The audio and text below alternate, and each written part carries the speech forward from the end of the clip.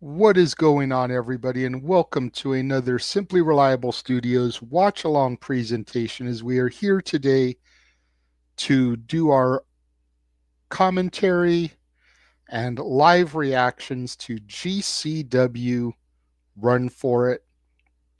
I am one of your commentators for the afternoon, evening, the Renegade of Wrestling, JJ Williams.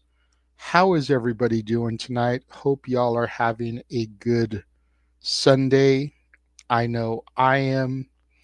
It has been quiet. It has been peaceful. As those of you that watched the shenanigans yesterday saw, we got off the air early. I was able to get to bed at a reasonable time. Woke up, had some lunch, and now here we are, ready to provide commentary and reactions for GCW Run For It, which I know my cohort, once he gets here, is very much looking forward to. Especially his good buddy Matt Tremont is going to be in action, taking on Mance Warner. I know James is looking forward to that. That'll be his match of the night. What's going on, Safet? Good to see you. But yes, I will be joined by the Heb Man, James Hebert, as I traditionally am for these GCW shows. As a matter of fact, there he is. Hi. I was just telling everybody how Mance Warner versus Matt Tremont is going to be your match of the night. Fuck. No. No. I just And, woke and especially up. and No. especially after what we saw last night with Matt Tremont, he feels like he owes it to the fans to make up for it with how yesterday's match No, ended. no. He doesn't owe anybody anything. He doesn't have to do what he does. He can easily just do what he did yesterday. In fact, I would prefer.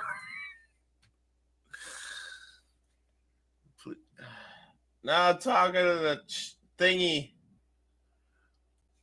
I'd rather him not bleed. Please, no blood. No blood. No No blood. blood. No blood, please. No Matt Tremont blood, because again, it's just gross when he bleeds. He'll bleed because it's in fucking New York. He'll bleed because he's Matt freaking Tremont. He needs to stop bleeding. I worry for his health. No, you don't. Don't lie. Can you give me a second, even because I said I was going to be live and somebody didn't get the memo, apparently. Good grief. Okay, do your thing.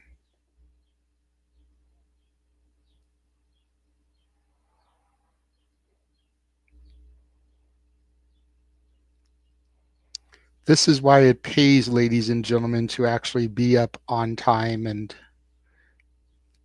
you know, it's all good though. Stuff happens. Priorities over passions. We say it all the time. Okay, I'm good, sorry. Tizote. Tis okay. Sorry, I literally told him that. That's like he forgot. I don't know what happened. All right, cool. Where were we? Oh yeah, Honestly, we were just bullshitting. yes. Overall, I'm looking forward to the card. Should be a fun one. I agree. I agree. I just opened up all the images so we can start running through some of the matches here. Yes. Our tag champions, YDNP, are going to be in action against a team called the High Seas. Oh boy. Don't know anything about them, but if yesterday with Bayne and Matthews is anything to go by, Dude, that we match know it's going to be a ass. freaking banger. Yeah, I was about to say that match kicked all sorts of ass. Bang and Matthews. I hope we get. I hope They'll we be get on the more. card, Good. Good. but Yeah, they tag did a. champ's going to be in action, arguably in line for my tag team of the year so far. Alec Price, Jordan Oliver. Yep. I agree. This one should be interesting. Jonathan Gresham and Jimmy Lloyd. Because Yeah, Gresham is just a technical wizard, and Jimmy Lloyd is like a baby brawler.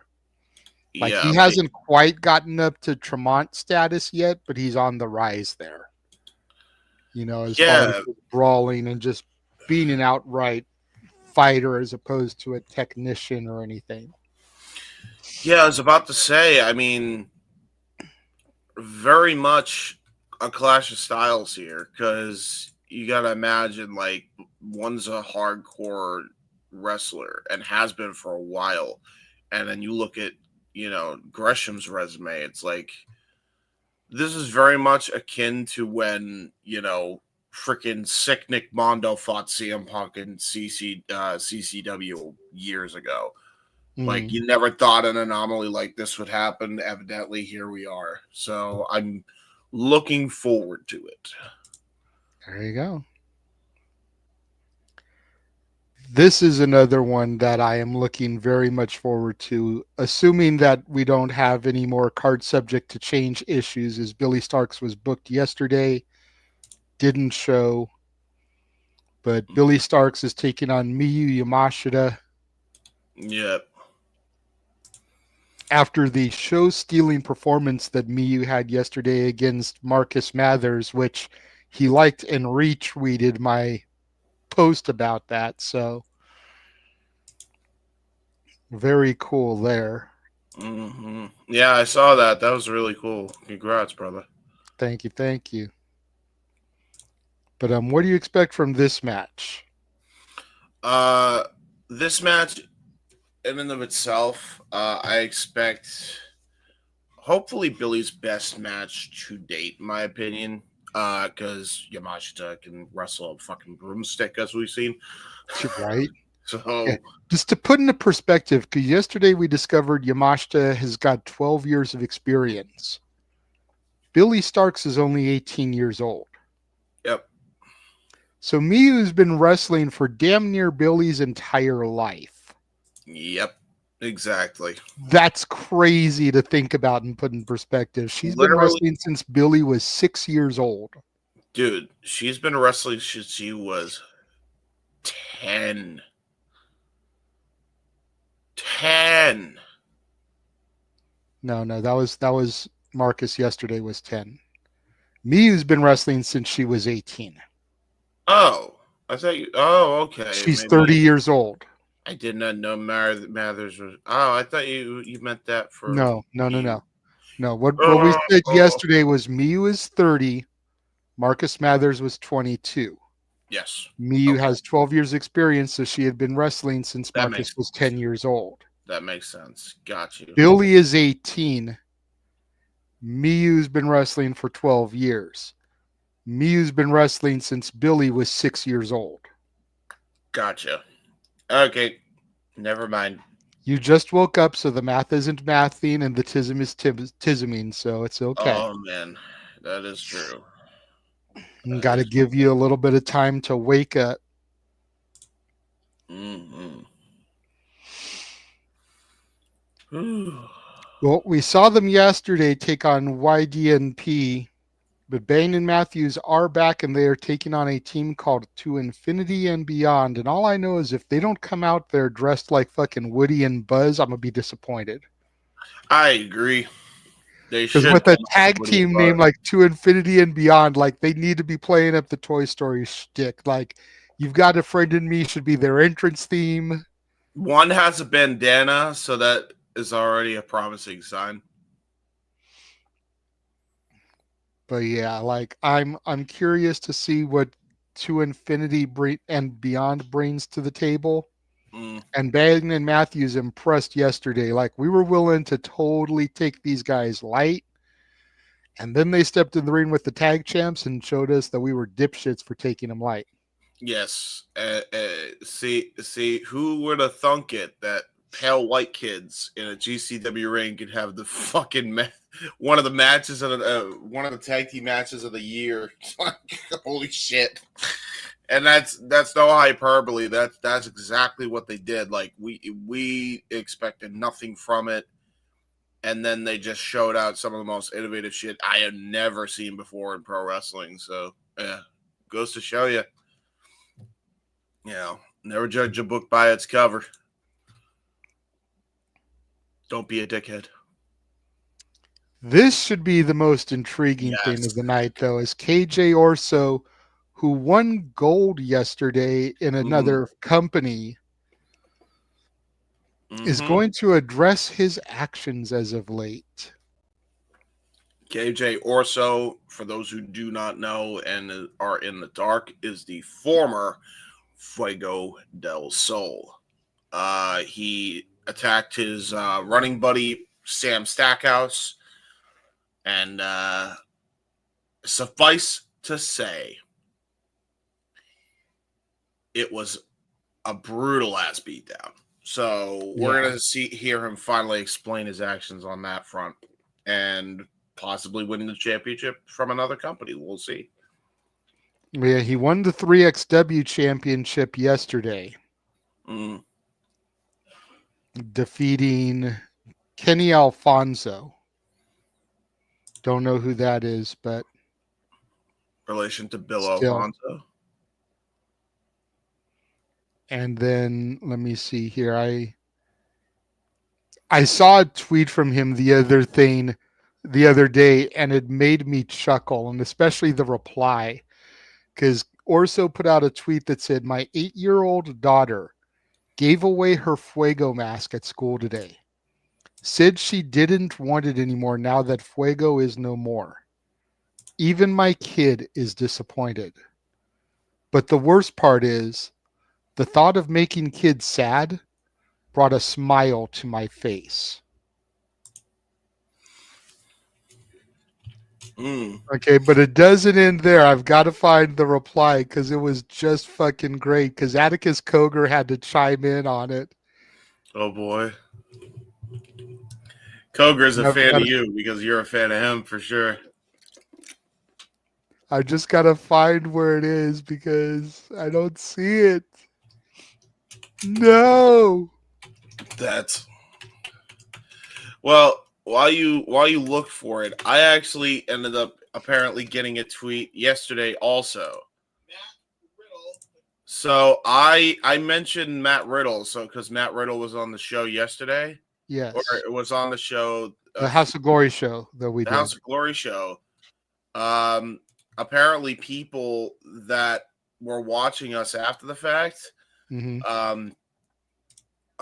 Brian E. Wrestling says, got acknowledged by YouTube podcaster J. Hebert Side 95 on his watch along for Super King of Pros appearances, Matt Riddle, as a plug for MLW's Aztec Lucha the following night. This plug brought more eyes on the show for the Chicago fans with questions about the event. Nice. I did not realize that, so yeah, man, like, to Brian E. Wrestling, if you're watching again, anytime we can bring more eyes to any product, MLW, GCW, TNA, House of Glory, even the Reality of Wrestling. Yeah, even the big ones, AEW, New Japan, anybody that's never seen the product. That's the whole goal with our network, is to bring new fans into this bubble that is professional wrestling. That's always been the goal. Casual, hardcore, anybody in between, they're all welcome. Absolutely, because we truly are about all the wrestling. My dad is about as casual can get. Yes. But he'll watch the watch-alongs, and if it's something that he can see on television, he'll watch the show so he can watch and get our commentary and reactions to it.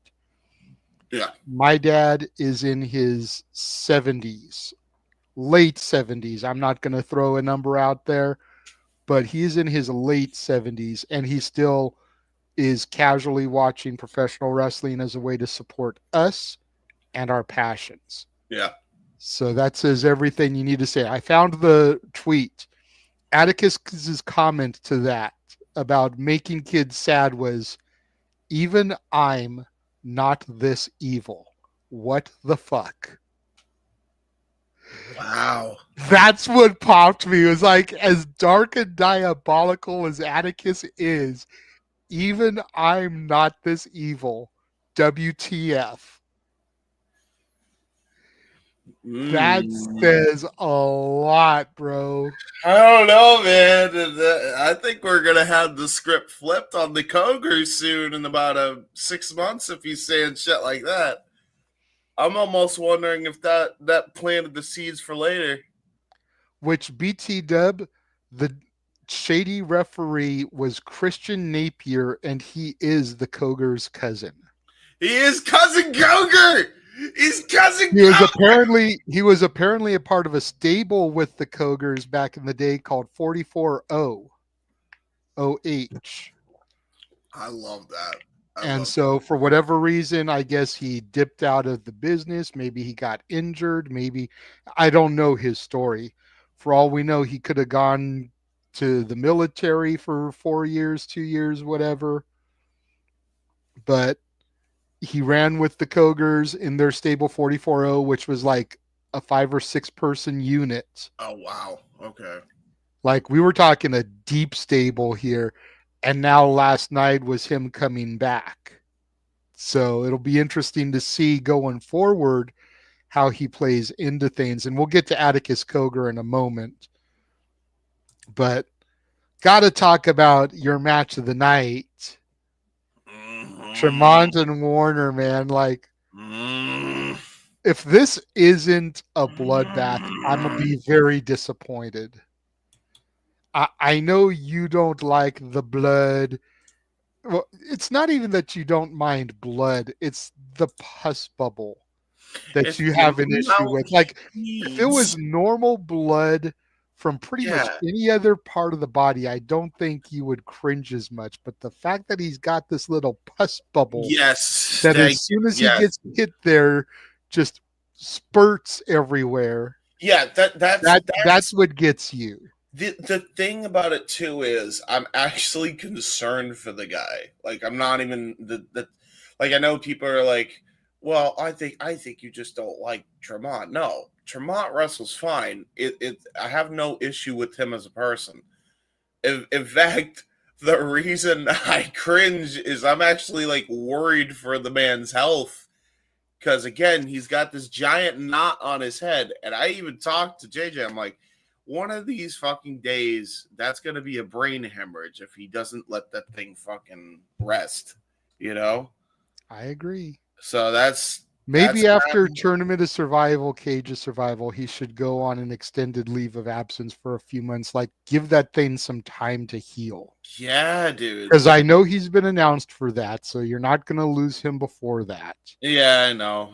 That's obviously But, like, it's a shortly given. after that, if you don't do it at that show, then maybe the show after, like, have him lose the title and let him go on a hiatus for a minute.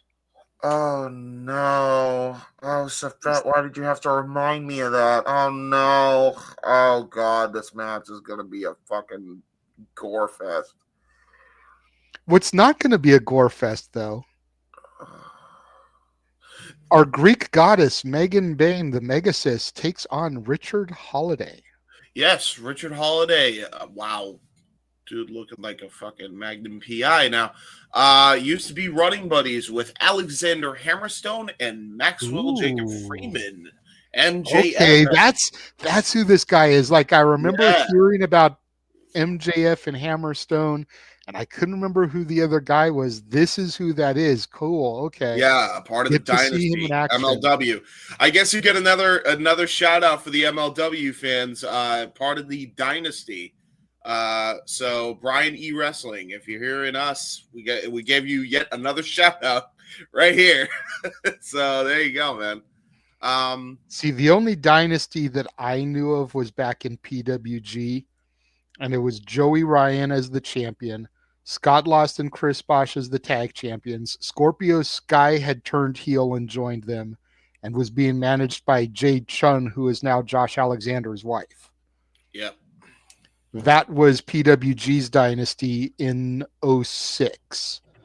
So they had the dynasty long before MLW did. Yep. But I mean, it. I'm sure for Megan Bayne, it's going to be good to be on a television show that doesn't experience technical difficulties and then cut to Black Adam instead of showing the rest of the broadcast. I'm just throwing that out there. I don't know if you heard about that. Apparently, Collision had technical difficulties in the stream yesterday and out ended 30 minutes early and was replaced by Black Adam. Oh yeah. So of course, all the tinfoil hat conspiracy people are like, "Well, Dwayne Johnson's on the board of TKO, so he made the call to WBD and pulled the plug on Collision and had them show his movie because it's a Warner Brothers movie." Wait. Nah. I just woke up. It's too early for me here. You want to run that by me again, Chief? Okay, so let me pull the graphic down so you can see my face. And even though I'm laughing, I swear to you, I'm being 100% serious about this. So Collision aired last night. Mm-hmm. 8 to 10 Eastern, 5 to 7 Pacific. Yeah. So at about the 9:30 time spot, when the women usually come out and do their thing on Collision, apparently there was a technical difficulty and the broadcast stopped. And so WBD threw on Black Adam, starring The Rock. So of course the people out there, the tinfoil conspiracists, and no, I'm not labeling anybody specific, but there's people out there that are conspiracy theorying that because Dwayne Johnson sits on the board of TKO, which governs WWE, and he's the star of this Warner Brothers property movie, that Dwayne called TNT, that he told them to pull the plug, and that he told them to throw Black Adam on instead. And because the ratings that Collision gets are worse than the ratings that Black Adam gets, they did it. So, yeah. Yeah, and Vince Russo was a double agent when he went to WCW. Eric Bischoff was trying to put the WWE out of business with bad acting, and I'm not autistic. What the fuck is going on? That's what's going around the internet today, good sir. What's up, Nick? Shout out to you. I saw you lurking in the space that DJ was in earlier about tribalism. Make sure you tune into our buddy DJ on Rock and Ropes here in a little bit. I already told him if he's still on the air, once we get off the air, I'll pop in and join him. Yes. Shout out to my pop. Greetings, gentlemen. I am here for Megan Bayne, as am I, Dad. As am I. There you go, Bally Man. Yes, I am definitely here for some Megan Bayne. Like, if there was ever a reason for me to truly hate Joey Janela, it's the fact that he's shagging her on a regular basis. Like, forget all the other stuff that people claim or theorize, that he does. But that's why I hate him, is because he gets to nail that on a regular basis. Well, dude, like, I mean, just saying. Dude, I'm just saying, like, not for nothing. I don't know how Joey keeps doing it. That's my deal. But anyway. Well, we said we would go back to the Cogars. Atticus challenges Masha Slamovich for the JCW championship. Man, I'm looking forward to this. And I hope Masha's prepared because Otis is going to be there. And now with the addition of Christian Napier to the Cogar fold. We're calling him Cousin Cogar. There's no other way we're calling him. It's Cousin Cogar. His name is Christian Napier. Christian Cogar. Double C, like Christian Cage. Christian Cogar, baby. Send this clip. Somebody send this clip to Atticus Cogar on social media. No, don't do that. I want to actually get Atticus for an interview. Don't make us look stupid to him. No, I'm not making him look stupid. I want Atticus to do an interview. Hey, this is a good idea. It's not stupid. It's good. I don't want him to pick from stupid marks, James. Christian Cogar. You should be calling it that so we could throw up the double C. Have him come out like he could and really be, or you could call him Cousin Cogar. Like either way, have him throw out the double C. It works. I'm telling you, Atticus. If you're watching this, give it some thought. That's all I'm saying. You don't have to do it if you don't want to do it, but give it some thought. But this should be a banner, dude. Masha, Russian Dynamite is no slouch. No. And Atticus has quickly become my favorite person on the GCW roster. I don't know who to fucking vote for here. I actually don't know who's going to win. I got a feeling that Masha is going to retain for a little bit longer. I don't know when she won the JCW title. Let me see if I can find that out real quick. Well, while you do that, we should run down the rest of the card because we're like 2 minutes. There's only like one match left. Oh, okay. So Effy and... Yeah, Effy and the one called Manders. Yes. Okay, fair enough.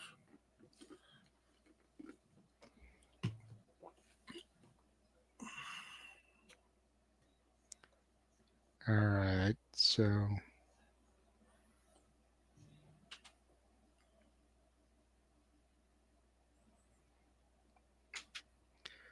Go figure. I put in JCW Championship and it gives me the Juggalo title. Of course. yeah, you gotta specify, unfortunately. Yeah, looking forward to this match. Clearly two capable athletes, so I'm looking forward to everything that they offer here. So this should be fun.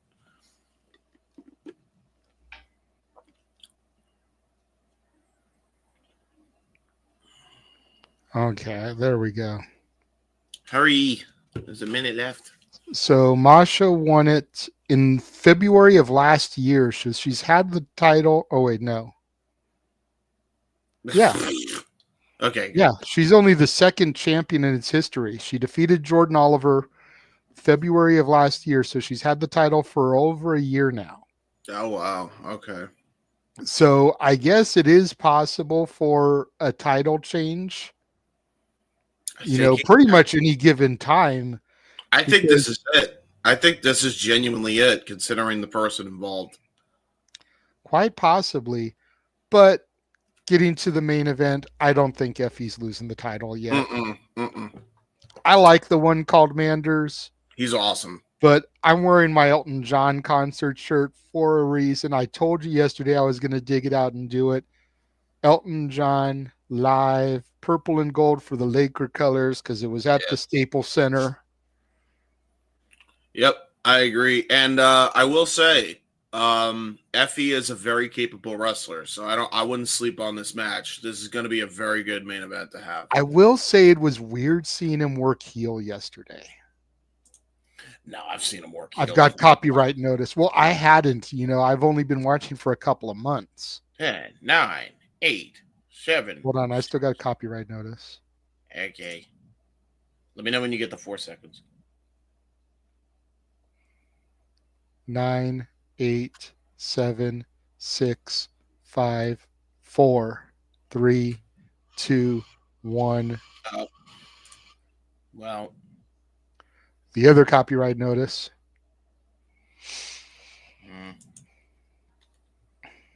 I'm getting. And now I'm getting the highlight package from yesterday, live in Maryland. Oh yeah.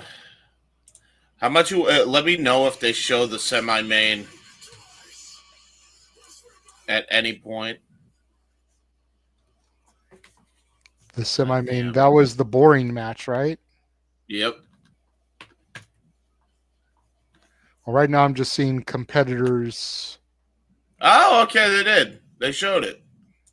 Never mind. I did see it.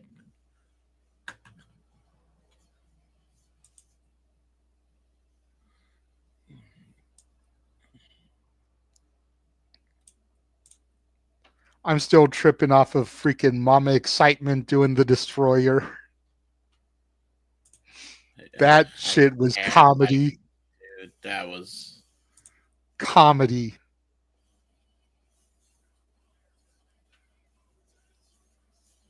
Freaking, I like Slade a lot, by the way, as a hardcore guy. He should be used more. He was alright. Honestly, that match didn't impress me because of the whole athletic commission, no bleeding. Like, I want to see them have a legit match under normal circumstances. Yeah. But I found that match about as boring as the Ken Dixon O'Shea Edwards match, Yeah. just because By of the the limitations put on it. And then can there's I Christian Napier with the double bird reveal of the Cogar brothers shirt, brain yes. hemorrhage triple team. The Last Outlaws. Are we synced? Yay! I think we are. Okay, cool. It's always the last outlaws we get to sync, apparently. Huh. Hey, somebody got a DPW title. That's a Jordan Oliver title. So Jordan Oliver, I guess, has been there. It held up two different titles, so that's interesting. Or maybe that's a There's JCW actually, title. it was the JCW, I think, because he was the inaugural champion and then Masha defeated him. They're the only two JCW champions in history. And we're seeing the Sabu tribute video one more time. Not to sound disrespectful, but I hope this is the last time we see the tribute video because this will be the third broadcast they've done it. The two I shows think this weekend and the JCW show last weekend, the night that it was announced he passed. Yeah. I think it makes sense to show it here because this is obviously their major show. So I am mad about it. I'll take it back. They can show it during the Tournament of Survival, Cage of Survival show because that's the same weekend as the Deathmatch Hall of Fame. But after that, I don't know if I want to see it again. Again, no disrespect. You know, I just feel like if you think about it, when WWE would do it, you'd get it across a week's worth of broadcasts, Raw, NXT, or ECW, and then SmackDown. And we've gotten JCW and two GCW shows. So we've gotten it across the course of a week. First time was last Sunday, and then the last time being this Sunday. I think that's fair.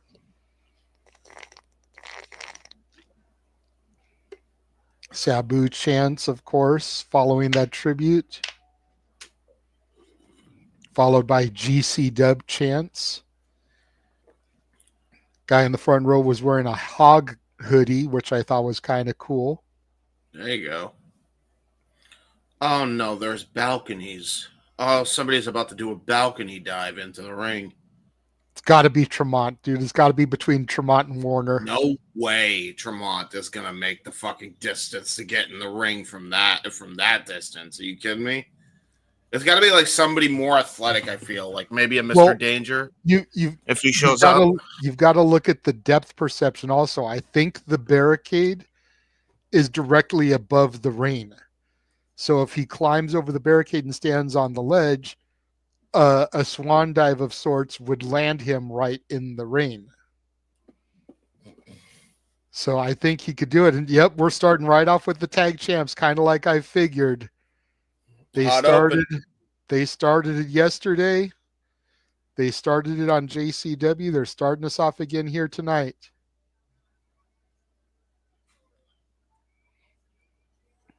I like these team, and again, I've been saying it. Put them in the best of the Super Juniors, or the World Tag League, because these two have been Crockett showing Cup that we out. just had this weekend, the any Dusty Cup. Yep. Any really tag team tournament that is out there, like, let these guys get the opportunity. Let me go to the bathroom while I have a chance, because I haven't even done that since I woke up. Andale.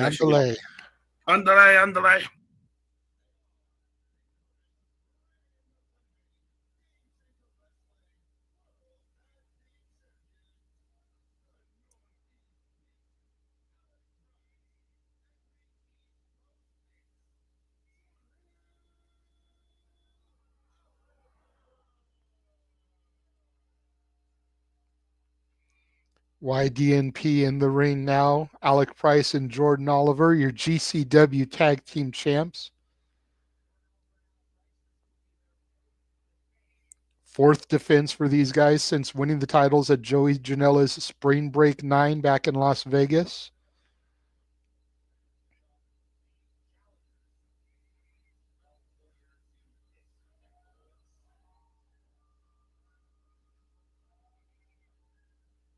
And here come the challengers, High Seas, Cloudy and Captain Nick Ando.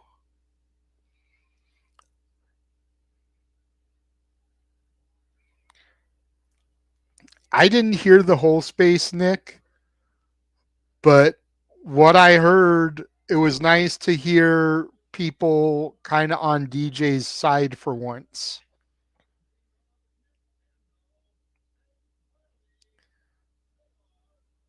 Oh boy! All righty. So who's So, Who's the high seas team? so the guy in the black is Cloudy, and then the guy in the white jack is Captain Nick Ando. Okay. Don't ask. Don't ask. It's not our place to judge. Remember what happened yesterday when we started judging Bayne and Matthews? Oh yeah, no, I already Judge. learned my lesson. Let's not judge. Put it to you this way, dude. I've become such fans of Alec Price and Jordan Oliver. I went on eBay to see if I could find GCW Tag Championship replicas, and I did. He made El Captain mad. He made El Captain mad. El Capitan, I think. Oh, look at El Captain. He's so mad. He big Angie. He big Angie. You don't So I wear think that I know man's what hat. I'm going to be asking Stat Boy for my birthday is a GCW tag title replica. Yeah, those titles are pretty nice looking for Right? platinum titles. Yeah, they actually don't look like shit.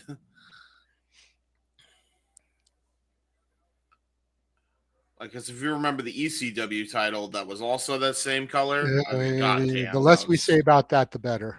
It was awful. But the Evolve titles, which are also platinum silver, are fucking phenomenal looking. Yeah, they do look great.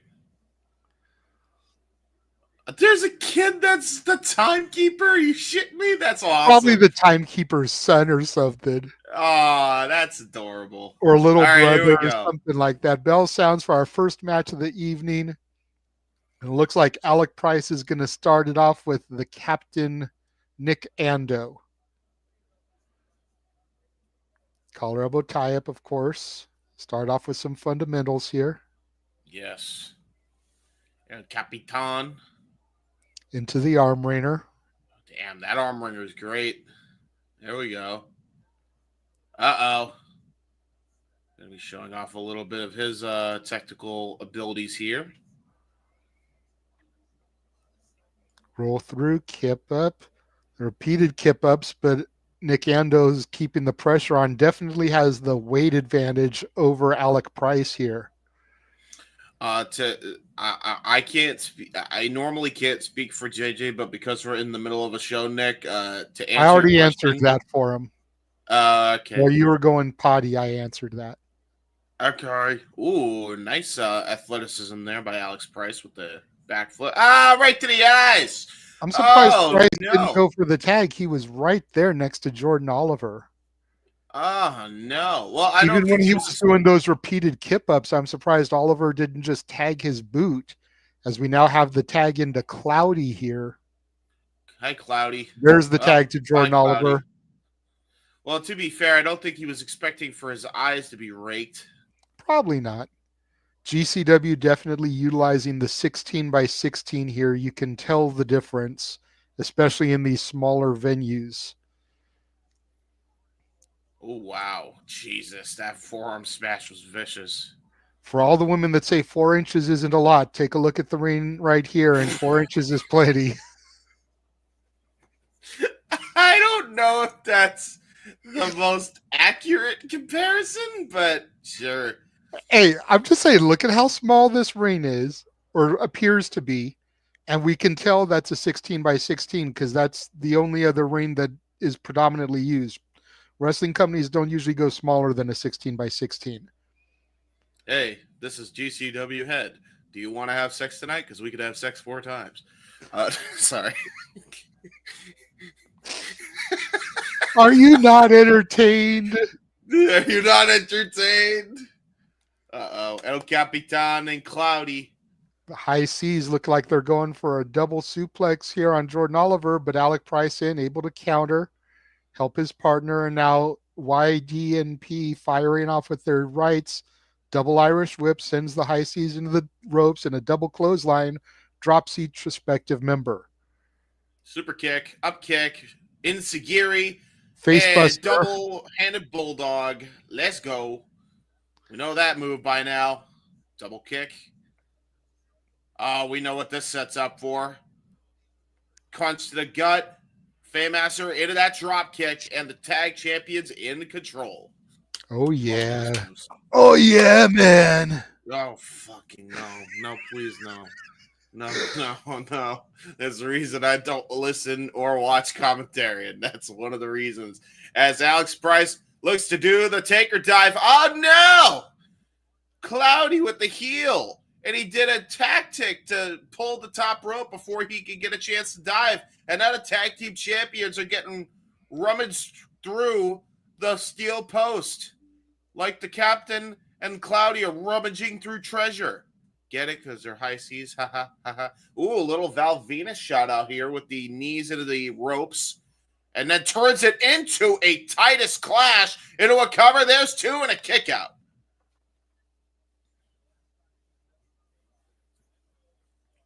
Nice flurry of offense there from El Capitan as he tags in Cloudy. I feel like he's going to be El Capitan. I'm going to call him Sailor Cloudy for the sake of the gimmick. Okay. Sailor Cloudy tagging back in as captain. Oh, captain, my captain. And now they're just stomping a mud hole. Very simple but effective offense here from High Seas. Tag back in to Sailor Cloudy. Going to try to do some more damage here to Captain Price. Or Captain Price. Alex Price. Ooh, nice counter there by Alex Price. Now an Insigiri onto his own partner. What he needs to do here is try to go for a mule kick on Cloudy. Because he's got his leg up. He's got his leg trapped here. Does an up kick. Opts for an up kick. But there is El Capitan thinking on his feet there. Tossing Jordan Oliver out of there. And a 619 Tiger feint kick by Sailor Cloudy. Springing off the ropes into a tornado flatliner. Great offense there from Cloudy. That was great, yeah. Very good offense. See, you shouldn't be jaw-jacking with the official there, Cloudy. This is why you were Sailor and not El Capitan. Gotta work smarter, not harder. But he is applying a front face lock, so there is that. Chicha? Yes, sir. Oh, there you are. I was like, oh my God. Did he freeze again? No, I'm here. Okay, good. I was like scared. It froze for like a second on my screen, but as long as you're here, don't matter. Yes, ice good. Alex Price now trying to get into his corner. Oh, he's fingertips away. Why didn't you just extend the finger? Uh-oh. And now Alex Price able to stop them from happening. Oh, man. Yeah, they're really going for this hot tag. They're really trying to get him in there. And he got it again. Alec Price is definitely the one that they always try to isolate, which is weird because he's not really that much smaller than Jordan Oliver, but he is scrappier in comparison. Yeah, a little bit. Oh, nice. Oh, wow. What a spinning back elbow. Shades of D. Devon Dudley. Jordan Oliver cutting El Capitan off at the pass. Goes for the Von? Yeah. D. the Von Dudley. And you asked me if I was okay, bro. Did I say D. Devon? Yes, you said. You said D. the Von Dudley. I was like, what the fuck? And he does that cool schoolboy powerbomb move. I wanted to call it. Jordan Oliver making the cutthroat signal, showing that is it. D. Devon Dudley. I gotta tell that to one guy that knows Devon is be like, I think this could be funny. I accidentally botched on a commentary call, and I called Devon Devon Dudley because somebody did his back elbow. Tell him I apologize. Jordan Oliver setting up for that reverse face buster that he does. Yeah, you ain't kidding. Here Oh, comes El nice Capitan. Has nice Oliver up on spear his there. shoulders. TKO.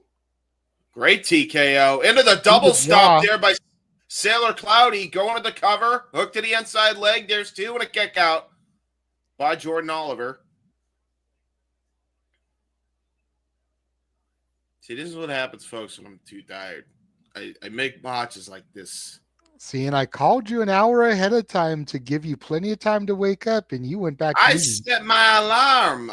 You went back Mimi's. You should have gotten up. I did. I went back. I did go back. You should have taken you some caffeine. Oh my God! Hurricanrana into a cutter by High C. Hey! They did it. They did the gin and juice, and now the magic killer into a falcon arrow. What? Alec Price in at the last nanosecond with the save. Great double team offense here by the challengers. I'm starting to notice that there's a similar pattern with Alex Price and Jordan Oliver matches, because I swear this is deja vu and how they had their last match. Maybe that's the downside about having matches back-to-back nights with a lot of the same talent. Like GCW's got such a stacked roster. That if like the Saturday match established contenders for the Sunday show, I don't think that would be a bad thing. Bro, these motherfuckers are stiffing each other. You seeing this? Holy shit! I am. There was you know what I mean? Ow. Like I feel like the matches on the Saturday should determine who's going to face the champion Sunday. There's that springboard clothesline from Price. Oliver into the pinfall. Only gets a 2 count there on Cloudy, though. That usually puts them away. Oliver's beside himself here. He thought that was it. Man, Jordan Oliver, man, he almost had it there. Great clothesline there by Alex Price. Always impressive when you see it. Now El Capitan back onto the apron as he tries. It looks like Oliver is going to try to go for a powerbomb. Cloudy using his lower center of gravity to counter. And now both men just trading bombs in the middle of the ring here. Knife edge chop by Jordan Oliver. Jesus. Now one and from another Cloudy knife edge receipt. Chop. Yikes. Yeah, these guys are going to have hamburger meat when it's all said and done. Oh, no. Right to the eyes again by Cloudy. Sailor At least Cloudy they've got a week to recuperate. And now look at that jackknife cover. There's 2. Ooh. Wow, there's a lot of counters on counters here. Cloudy now. Ooh, gets getting the tag a into blind Price. tag. Oh, wow. Brilliant offense by Alex Price and Jordan Oliver. Springboard cross body off the middle rope there by Price. That was brilliant here. And now El Capitan trying to send him into the ropes. And again, the athleticism of Alex Price on full display, just able to turn it into a drop kick. Now going for the springboard blockbuster. And now Jordan Oliver and Alex Price making sure they have a full head of steam. Take or dive over the top rope. Somehow managed to land on his feet there. Jordan Oliver in the corner going for that reverse facebuster again. Yeah. Connects with it. Here comes Alec Price. Springboards into the tornado DDT. And that might be all she wrote here. 1, 2, 3. Champs retain again. You'll notice how smart they were. They did have a different strategy there, because you'll notice right after that was hit, El Capitan was trying to roll out to the outside to avoid a pin cover. They rolled him immediately back in so he couldn't escape. Brilliant by the tag champions. Very good match.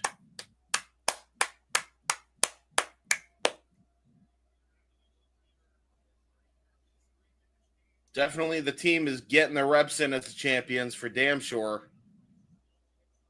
Show them what they're all about here tonight in GCW.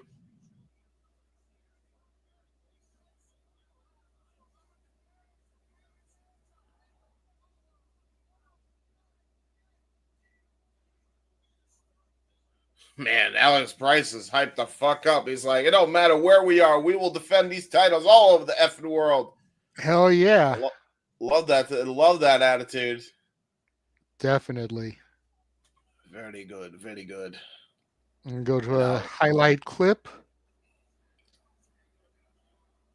Oh, jeez. Going back to the Fuego match, Joey Janela Spring Break 9, Atticus Cogar and Fuego del Sol.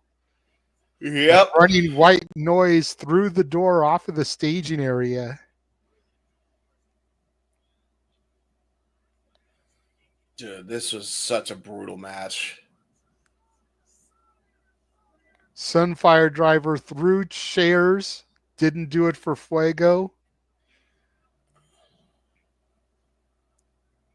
German suplex onto the legs of the chair there by Cogar. Yeah, I remember that one. Sam Stackhouse with the moonsault. And then the 630. Shout out to Sammy Guevara. With the 630 to the outside. Fuego had the skewers. Stuck him into Atticus's head, giving him a little bit of payback.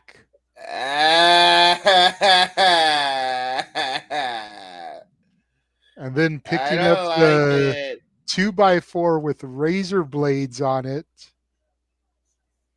Yeah, I remember Cracking that. Cogar with it.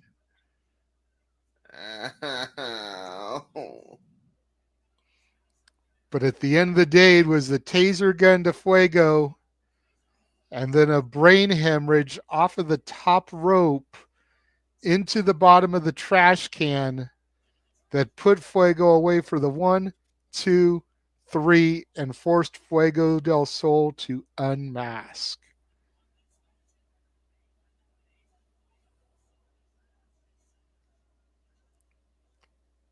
Dude, that was insane. That chair shot to Sam Stackhouse by Otis was disgusting. Yeah, they're really building up KJ Orso here, dude.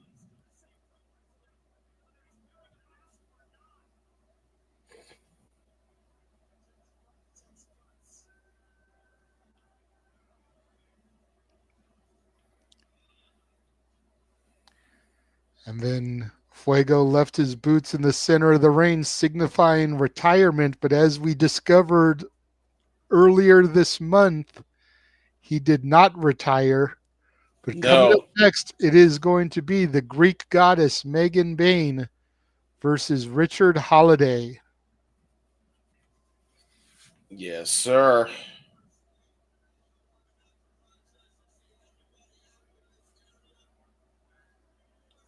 Rochester, New York is ruckus tonight. No, Maryland was ruckus.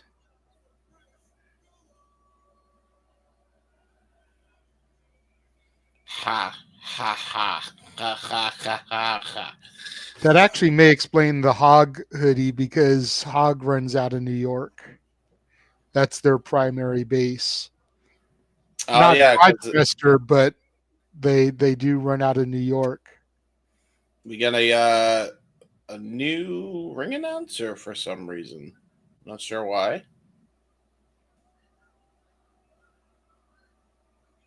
And he's dressed to the nines, that guy. God damn. Well, I mean, when the Megasis appears, you need somebody that doesn't look like a mark. I'm just saying, like, there's an aura about Megan Bayne. Oh, there is an aura.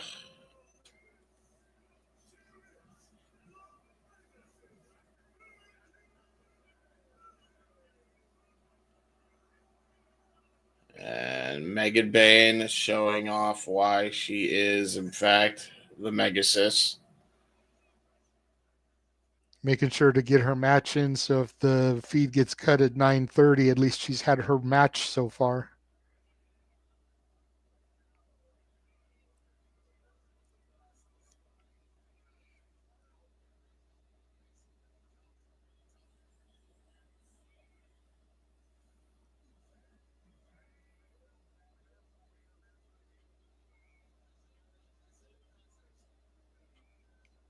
And here comes her Ooh. opponent, Richard Holliday.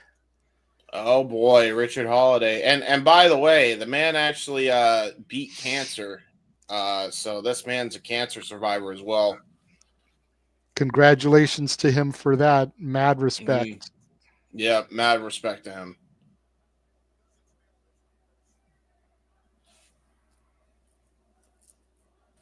Hasn't even started talking yet. The crowd already chanting, shut the fuck up. Well, I guess not all heroes wear capes. He's not being treated like a damn hero for that. Well, Megan Bayne, the babyface of the match, and she is wearing a cape, so apparently all heroes do wear capes, James.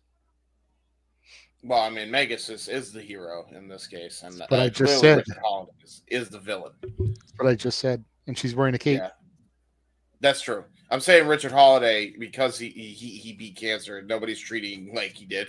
He is getting booed out of the building. Poor guy. Well, to be fair, La Princesa is a cancer survivor as well, and she gets booed out of pretty much every building she goes into. So This is something fair. about This being is a fair. wrestler and a cancer survivor that just equals heel heat for some reason. Hey, Roman Reigns, how you doing? Right?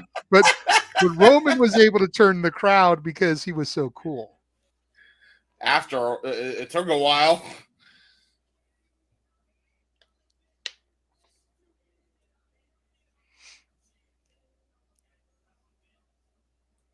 Apparently, we're irrelevant trash.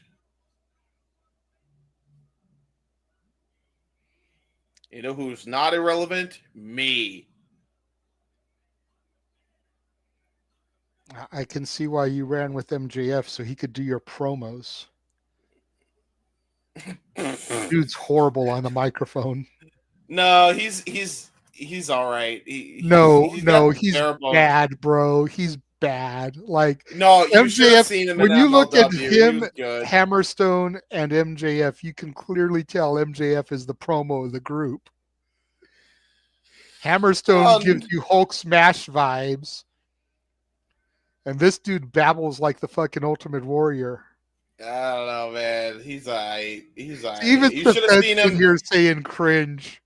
Dude, you should have seen him when he was in MLW. He actually had some damn good promos. I think this is like your cheesy ass stereotypical heel heat.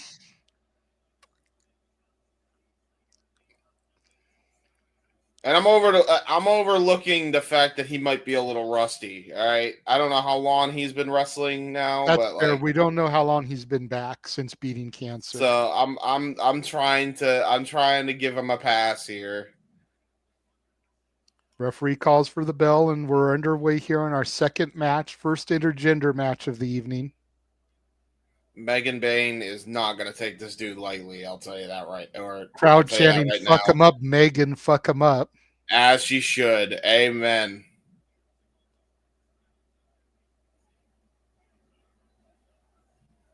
And let's hope that the referee does not do a Ted DiBiase and pull a fuck on anybody like the last show. Well, this is a normal referee that we always see, so I seriously doubt she's going to screw anybody over. Redhead. We love the redhead. She cool. We want the redhead. We want the redhead. See, New Japan has red shoes. We have red head. A shoulder tackle there by Megan Bayne. Megan Bayne basking in her own glory there. Holliday went for a leapfrog. Bayne caught him, turned him into an overhead belly-to-belly suplex. What the hell? Wiped her feet at him. Holliday, what made you think that you were going to leap over that woman? She is taller than you, my guy. Maybe. Never mind. I won't say what I was about to say. Okay. Tried to go for a double axe and I got punched in the kidney. Oh no. Well, if there was pain and pleasure, I don't think Richard Holliday's feeling any of that pleasure right now as he gets shoulder thrusted into the corner, knife edge shot to follow, Irish whip into the other corner. Megan Bayne in full control. Private chat, James. And a stinger splash. Nice German suplex, I believe that was. Yes, JJ. You didn't need to spell it out for me. I'm aware of what you meant. I'm aware. I just had to get it out. I refrained on commentary, but I had to get it out of my system. Megan Bayne trying to go for a flying clothesline. Richard Holliday gets out of the way and now stomping a mud hole in Megan Bayne. Walking it dry. What?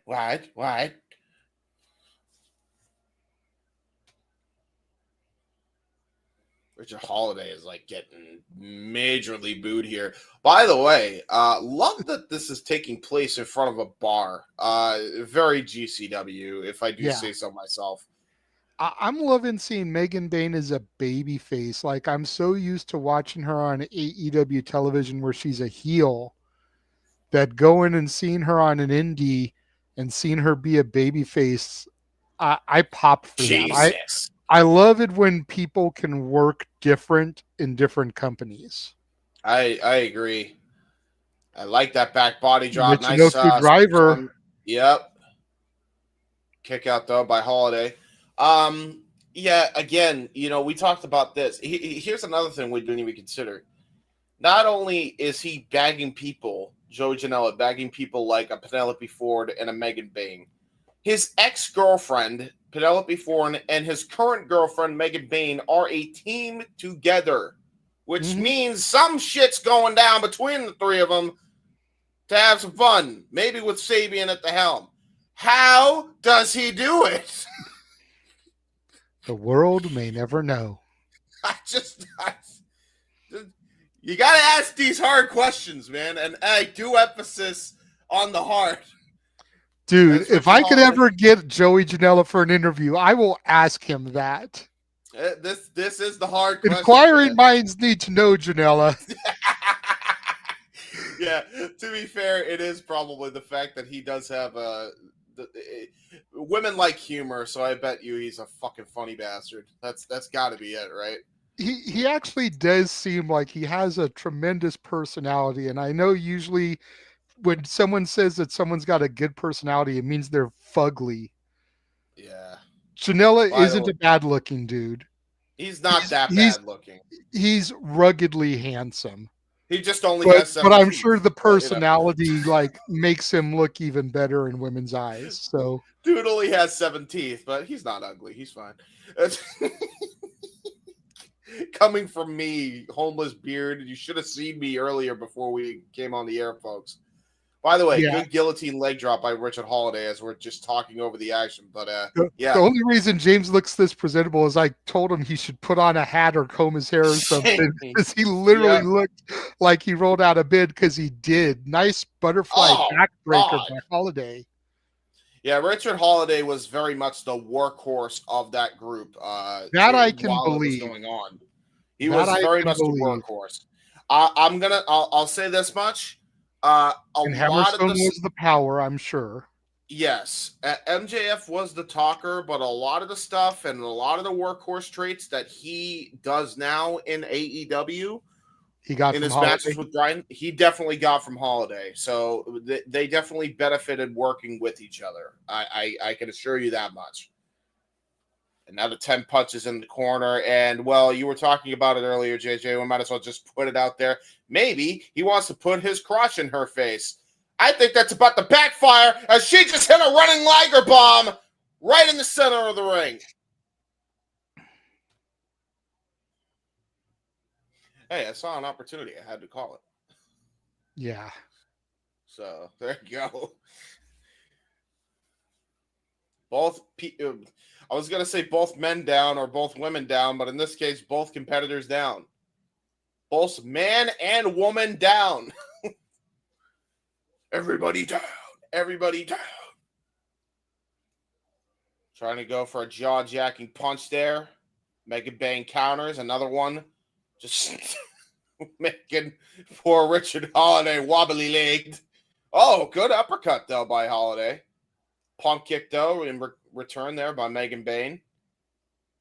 Irish whip gets countered. Nice back elbow. I thought he was about to go for a shot. Nice fake out there by Holliday. Gonna go for a suplex. Got countered into a Falcon Arrow. She's done the deal. Cover two and a kick out by Richard Holliday.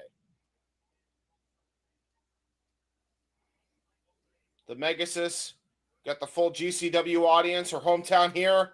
Well, her home promotions behind her here. Brother, a German suplex, tries to go for a low blow. She's a female, brother. Got forearm shotted. And now a capture suplex for your troubles. Hey, some women have bigger balls than the men. This is true, but that's metaphorically speaking. We do not deal with hypotheticals in combat sports, JJ. And now Richard Holliday trying to scurry away. Hey, like the heel he James, is. Some women have bigger balls than the men. Uh-oh. Oh, my God. It's fucking Odinson. Odinson? Or no? Who is he? No. Oh, no. Who's he? I remember. Oh, fuck. He was on the Clusterfuck Forever show. Oh, no. Oh, no. He's getting chucked. He's about to get chucked into the ring. Richard Holliday. No. Oh, God. Oh, no. He got chucked into the ring by that dude. I forget his name. And there's the flying clothesline by Megan Bayne. And now Megan Bayne going to go for it. The F5. What is it called, JJ? Fate's Descent. Got it. Hooks the leg. 3. Megan Bayne gets the win.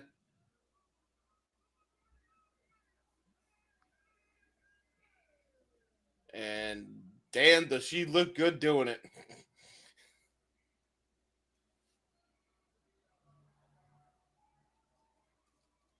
Truly amazing.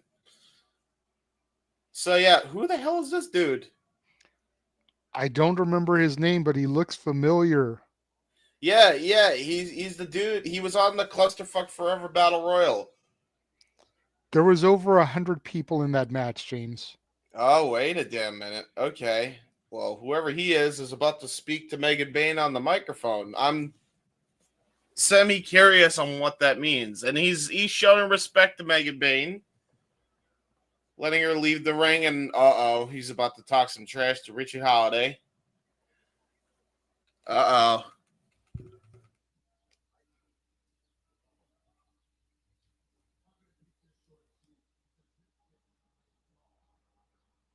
I'm going to keep this short and street. I know I've been an asshole to everybody. I know that. It's because of him. Listen, Rich. You're dressed like a used car salesman getting your ass kicked by everybody here. You be following me around. We don't date, bro. That's what I'm getting to.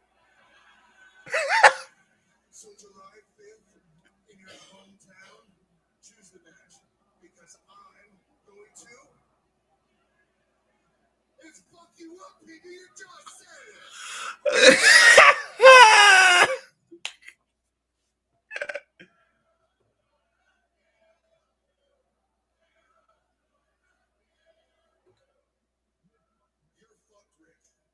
You're fucked, Rich. Oh, wow. Yeah, I wouldn't want to mess with the dude in the dark alley, I'll tell you that much.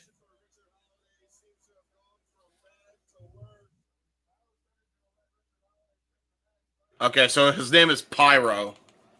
Okay. I think his name is Pyro.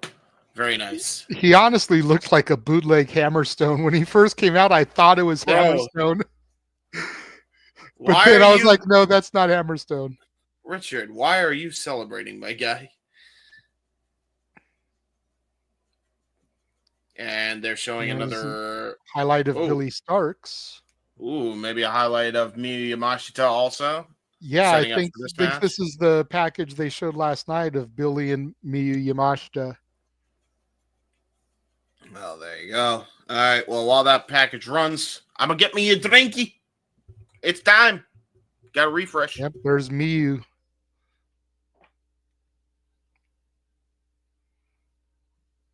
Great matches so far. And I've definitely been looking forward to this match between the young Billie Starkz and the veteran Joshi Miyu Yamashita. Definitely wish Noah was here for this one. I know he'd get a kick out of it. Is GCW still Billie's house? Or is this now Yamashita's house? We are about to find out, ladies and gentlemen. It is I bet. time. I seem to you getting into position, but I had to go over and click on the graphic. Starkz and Miyu Yamashita. Here we go.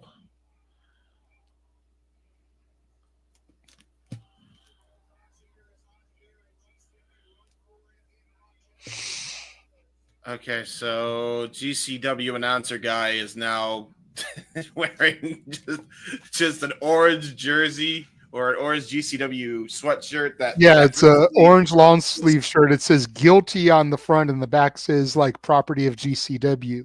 yeah, well, he definitely looks like now he just looks like a prisoner.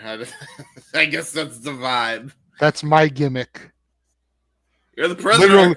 Literally, when I wrestled, one of my gimmicks was the prisoner. Oh boy. I came out in an orange prison jumpsuit and an Arkham Asylum T-shirt. Yeah, that's very I backyard hailed wrestling. from Arkham Asylum by way of Rikers Island Correctional Facility.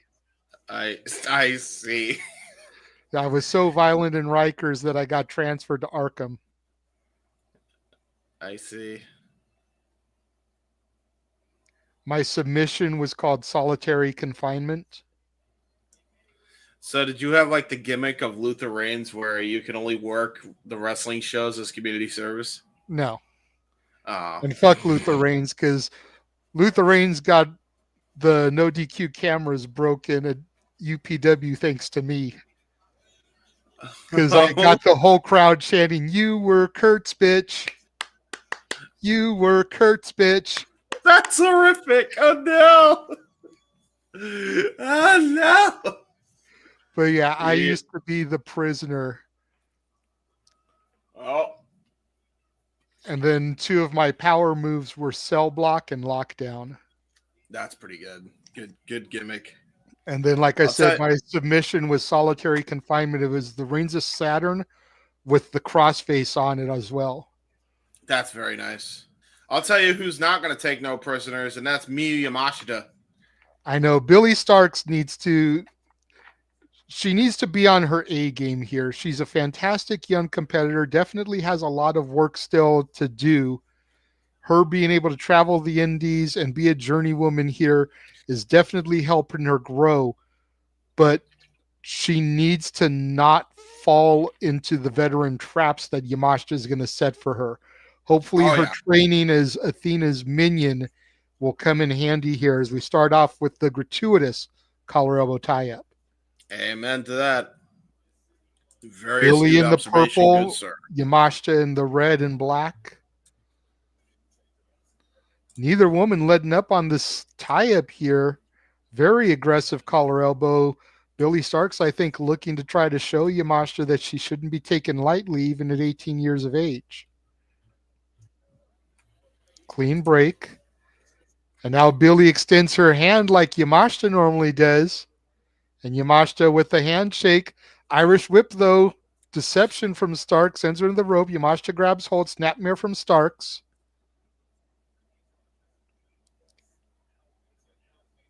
Kick to the gut by Yamashita. Snapmare of her own.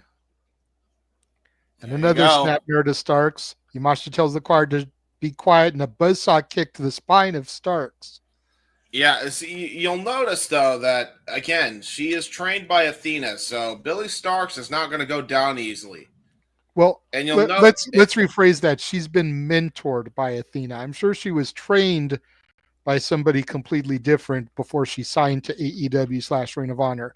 But this she's is been true. mentored the better part of these last 2 years by the fallen goddess Athena. Yeah, and I was about to say too, I think she's might actually have an edge up on the mind games department just because of that. Because again, she can take punishment with the best of them. We've seen that in the past. Try to go for the pink kick, nice roll through. Ooh, good German suplex. She was trained by Raul Lamata and Rudy Switchblade, whoever that is. She is now 20, not 18. Ah, there you go. Oh my God! Try to go for a Lope Suicida through the bottom rope and middle rope, and she just got kicked straight in the head. That stopped her momentum dead in its tracks. Ow!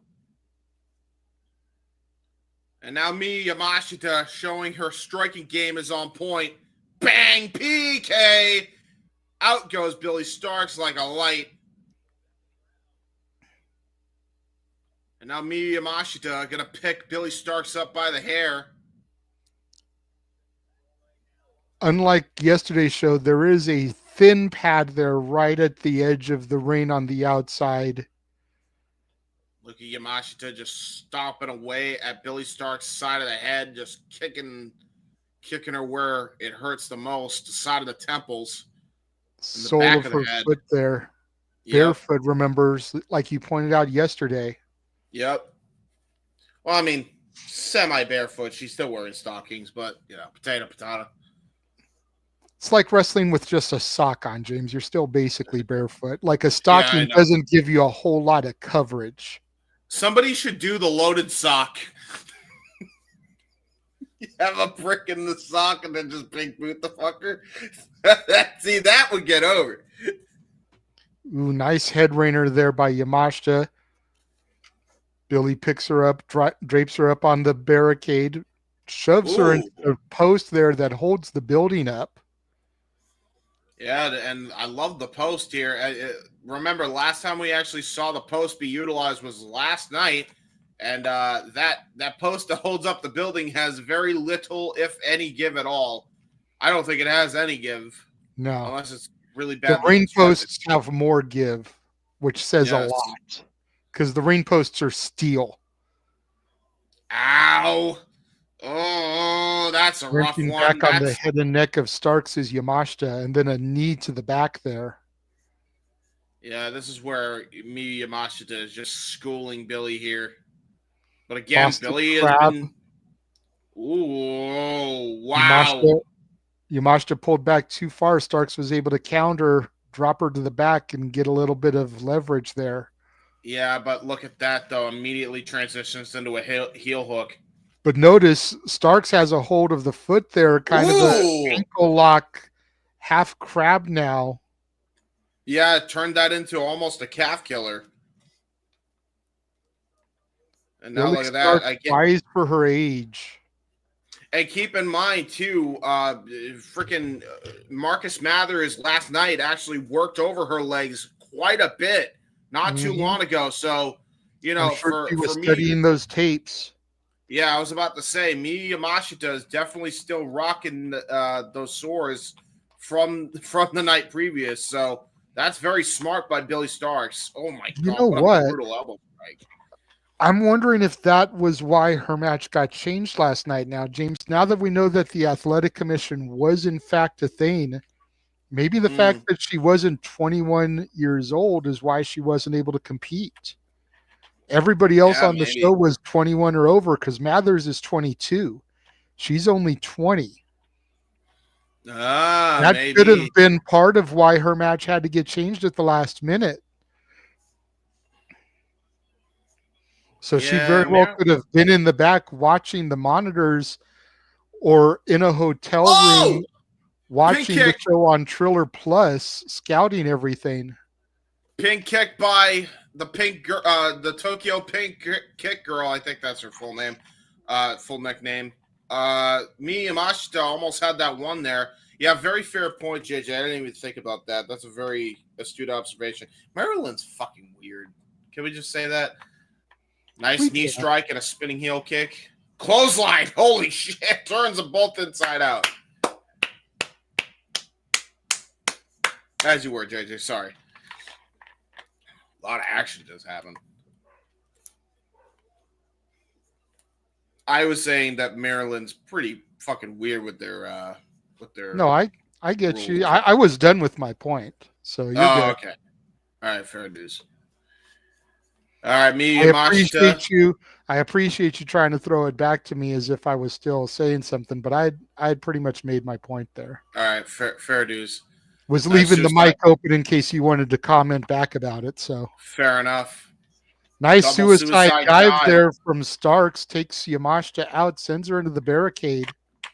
Yep, multiple suicide dives there, and now just getting tossed face first into the apron goes Yamashita. So now Billie Starkz is in full control here. Oh, gonna try to go for Gory Bomb. Ooh, nice. Gory Bomb by Billie Starkz into a cover and a kick out there by Miyu Yamashita.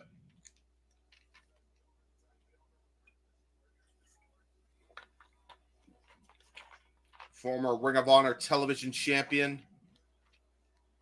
Going up against a Stardom great here in Miyu Yamashita. Inaugural Ring of Honor women's television champion, I do believe. Yes. The first in its history. And now look at this. Going to go for a drop kick to the knee. Oh! Transitions it into a knee strike. I thought she was going to go for an attack on the knee. And now into the Ushi-Garoshi. And look at the way her legs landed on the cables as well. So now her neck and her legs got destroyed. Not sure if that was a botch or intentional, but either way, effective. One of the things you got to be mindful of with Billie is at her age, she does make more mistakes than your average wrestler. I don't even think that was very much learning. That's why I question it, though. That's why I question it, because it looks like it could have been a botch, but it could have been intentional as well. It also could have just been a happy accident in her strategy also. Keep that in mind. Yeah, that's why I'm throwing it out there, because she's not as seasoned as some of the other people, so you've got to give her a little bit of liberty. Oh, God. From the top rope, Miyu Yamashita and the fireman's carry for Billie Starkz. This is not going to end well. Huge super Death Valley driver. Shades of John Cena with the attitude adjustment. That's exactly what that was. Going for a cover lateral press. There's two and a kick out by Billie Starkz. That was a rookie mistake from Yamashita, dude. You got to imagine if she had hooked the leg, that could have been it. She just went for the lateral press, though. Yeah, she should have hooked both legs. I agree with you. Starkz rolls through. Looked like she was trying to go for a Omega driver. Got countered. Now, God, now both women trading strikes. High kick by Yamashita. Super kick to follow up. Pump kick. Sends her into the corner. And there's a running high kick right to the jaw of poor Billie Starkz. Fireman's carry. Got countered by Billie Starkz yet again, trying to go for a sunset flip. Alabama slam. Right into the corner.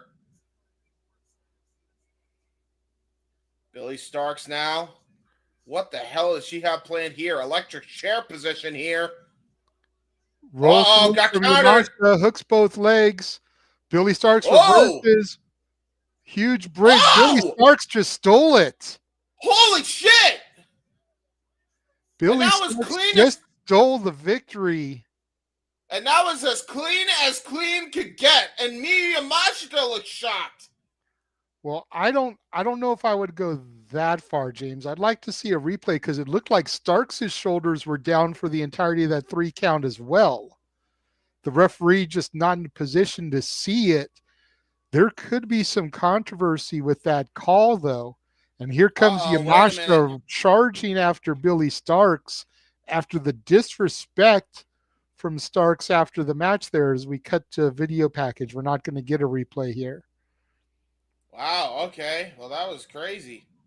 The And so Cogars versus Janela and Mr. Danger from last night in Maryland, where Christian Napier, the referee, was revealed to be the cousin of the Cogars, the Cogar cousin, as James has dubbed him. So we can get the C's here. cousin Cogar reared his ugly ass head. Well, it's not ugly. He's Because he's actually a the pretty prettiest. boy. What are you talking about, bro? He's the prettiest out of all the Cogars, if I'm being honest. he is a model. I don't know what he's doing with these guys, but that dude should be modeling. And this is where he rears his ugly head. Not ugly, pretty head. Double bird. He reminds me so much of Shane McMahon. It's unbelievable with the way he just kind of did the double bird.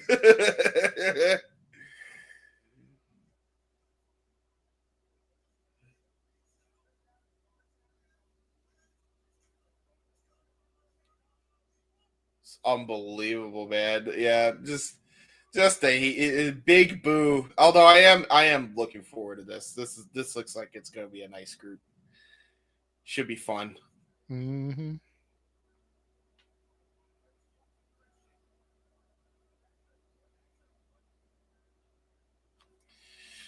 That's their friend. That ain't their friend, buddy. That's their family. That's cousin Cogar, baby. And a dick kick city. Poor Janela, man. I bet he was feeling bad. Oh yeah, triple brain hemorrhage. That was ridiculous. Oh, I noticed that cousin Cogar and Atticus Cogar actually hooked their legs in order to do that triple move. Very nice move, by the way. Very good.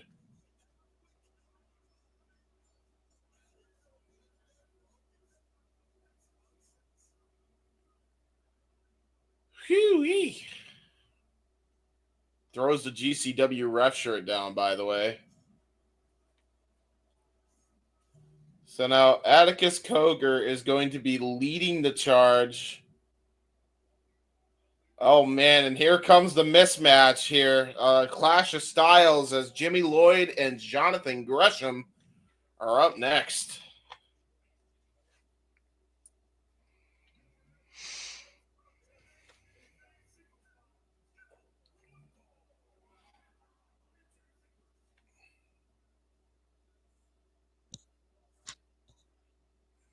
Fourth match of the evening.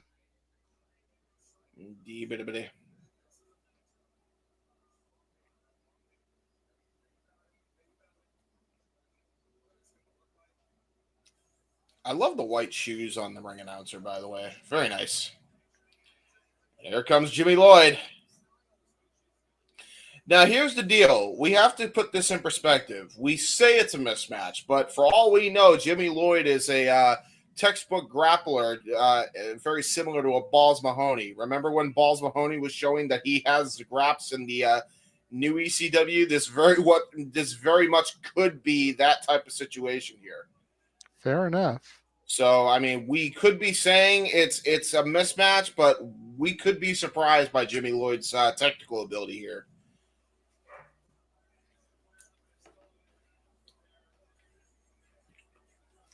And remember, we have already paid the price for judging books by their cover over the last few shows, actually. Right.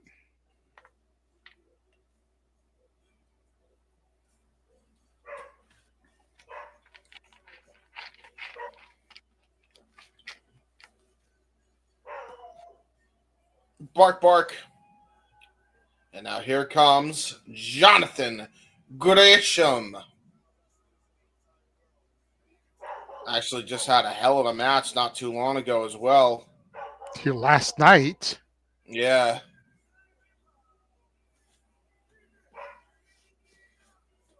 He had a great match with the one called Manders. Actually came out on the losing end of that. Surprisingly. Yeah. One called Manders really showing that he is far from a slouch in that ring, and he could go with the best technical wrestlers in the world. I mean, he definitely already proved that anyway with Zack Sabre Jr. and Gresham anyway, but for him to get a win over the Ring of Honor World Champion, that is no small feat. And here we go. Bell rings. We're about to see what Jimmy Lloyd is all about here. Give me just 1 Oh. second, James, okay? Yeah, you're fine. I shall be solo, I guess, for this. Just for a moment. Okay. Nice headlock takeover here by, well, a headlock in general there. Nice cartwheel backflip there out of the predicament there by Jonathan Gresham into a Hurricane Rana Tierras. Trying to go for a drop kick and got kicked in the leg and then drop kicked right to the face. See, this is definitely showing this maybe a mismatch here for poor Jimmy Lloyd. As Jonathan Gresham just kind of soaks in the GCW audience here. Uh-oh. Going under the ring, Jimmy Lloyd. Looking for something here. Oh, gonna ask for a chair. So definitely gonna go for the hardcore element here. Gonna have hardcore wrestler versus mat technician. We'll see how well this works for him. Tries to go for a swing and a miss. He swung wildly. Jonathan Gresham was wide open, saw that coming a mile away, just rolling through out of it. Man, got a whole weapon. Isn't able to do anything. Blocks a double sledge with the chair. Try to go for a drop toe hold. Jimmy Lloyd stops himself from going face first into the chair and immediately pulls the knee out of his socket from below this way. He was laying back. Bam. Brilliant there by Josh Alexander.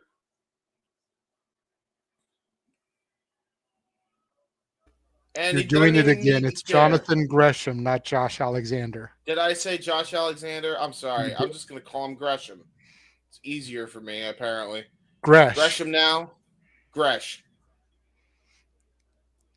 With his nickname being the Octopus, he should use that Beatles song, Octopus's Garden, for his theme song. Yeah, this is true. I think that would be hilarious. I would pop hardcore for that. I don't mean any disrespect when I do that, folks. It's just that there's a lot of similar names in wrestling. I'm bound to mix them up at least once. It's all right. Now, Jonathan, no disrespect intended, but you don't have to worry about me knowing you and calling a botch.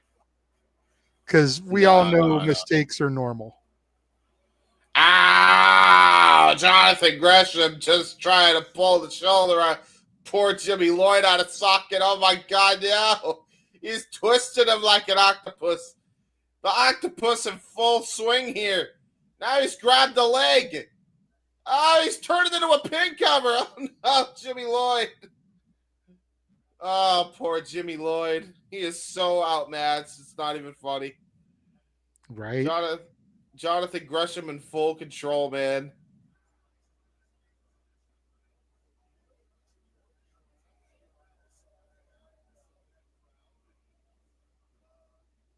Jordan Gray is somewhere looking on happy seeing this shit. It's like, yeah, stretch this boy out. Stretch him like it's the Heart Dungeon.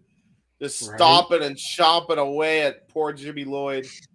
Speaking of the Heart Dungeon, from what I understand, tremendous match last night between Natty Neidhart, the low-key legend, and the NWA Women's Champion Kenzie Page. Unfortunately, Natty unable to wrest the Burke away from the champion. Ow. Now finally getting head first into the chair. Schoolboy by Jimmy Lloyd. A kick out there by Jonathan Gresham. And now he's setting the chair up in a seated position. Going to try to Irish whip him into it. Great evade there. Oh, drop toe hold though. Brilliant by Jimmy Lloyd. Goes face first into the chair. And now a dip belly driver into the chair. Brutal.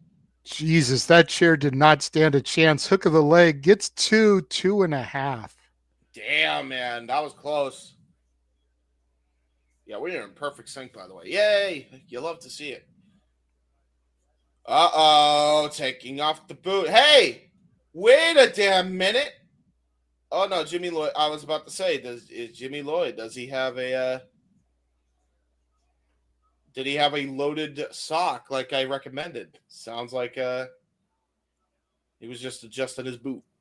Oh no. Oh no, JJ. It's time. It's time. We got our first door.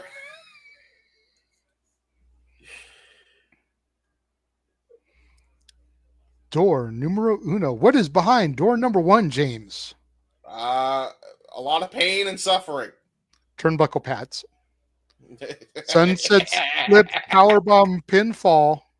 It's true. You are correct. Oh man, we do have fun here. Nice. Oh, there it is. There's that pin cover. Great oh, bridge there. I'm surprised Jimmy Lloyd didn't go for a rear naked choke there. Gresham honestly, was in that would have perfect been the smart position thing with to that go. pin attempt. Yeah, this Now is the what he needed octopus to looking do. in to lock in the octopus. Oh wow, yeah, and now grounded Lloyd octopus. a little too big of a boy. Yeah, Can't well, get it here's the fully thing. locked in here. Actually, I think he does have it fully locked in, and I'll tell you why. Because now he's in a seated octopus position, which means he's got all the leverage on poor Jimmy Lloyd right now. This is not good, and he can transition this into any submission he wants to, as he's doing right now, trying to apply a Rings of Saturn, maybe a chicken wing. Uh-oh. Gonna Wait go a for damn minute. those punches, the elbows. Ow, ow, ow, ow. Just hammer fisting his poor fucking jaw. Good to see you, Charles. Thanks for popping in here. Jimmy Lloyd is definitely the young boy. Oh my Lord, he slapped the taste out of his mouth. Death Valley Driver in the door.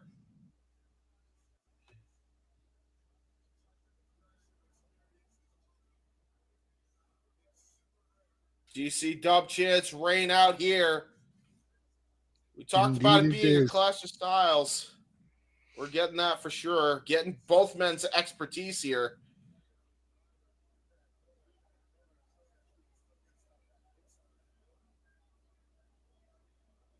Yes, yes, Charles. It's always insane when GCW runs a show. Now Jonathan Gresham finally back up to his feet. Nice super kick, up kick there by Jimmy Lloyd into a neck breaker. Going to try to turn it into a maneuver here. Showing off some of them grapples. Well, his wrist is hurting because of all the damage done to his arm. Going to try it one more time, though. Springboard sit-out pile driver. Wow, that's brilliant. That's brilliant. Very nice transition there. Yeah, it took a new twist on the greetings from Asbury Park, and look at that, man. That was another thing that I did in my repertoire. I would do the 3 amigos, but for the third amigo, I would always bounce them off of something for the final suplex. Oh no, another door. Are they even doors? I mean, I'm gonna just call them doors because even if they're not doors, it's a GCW deal. So we got our second door. And yeah, Jonathan Gresham, you'll notice he's clutching his head, dude. He is really hurt. I think he even has a knot on his head. Now that I think about it, Jesus Christ. Chucking the chair Sabu style. Yeah, he is not doing well. And look at that. Referee actually concerned here. Trying to check on Jonathan Gresham here. Uh-oh, here it comes. It's the door bridge. On this day, I see clearly.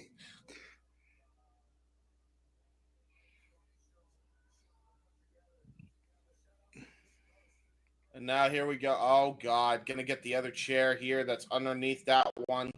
Man, this is where Jimmy Lloyd is dangerous. And now he sets a chair on that door bridge. That's just a bridge of pain now. And look at this. Jonathan Gresham is like, you never see Jonathan Gresham try to run away from a wrestling match. I don't think I've ever seen Gresham try to run away and regroup like this. And now here we go. Going to try and, oh no, he's going to try to superplex him. Gresham has to use his lower center of gravity here. Try to get him to go through it himself. Oh, leg caught in between the middle rope here. Jonathan Gresham now. What the hell is he thinking? Oh, stops the chair from hitting him in the face. And now there's a shot with a chair. There you go, Gresham. That's what you got to do against a guy like that. And now he's laid out because of that on the door bridge. Oh, shit. The wheel is turning. The wheels are turning in Gresham's head. Gonna go to the top rope. Gonna go to the top rope. Gresham, shooting star press, and that was beautifully executed through the door bridge. Gresham with the win. I was going to say, if that didn't do it, I don't know what will, man. Dude, These two hit each other with everything. Gresham had to go to the back of his wheelhouse, pull out that shooting star press. Dude, I don't think I've ever seen Gresham ever in his entire career pull off a shooting star press. Why doesn't he do that more often? That may have been one of the best shooting star presses I've ever seen.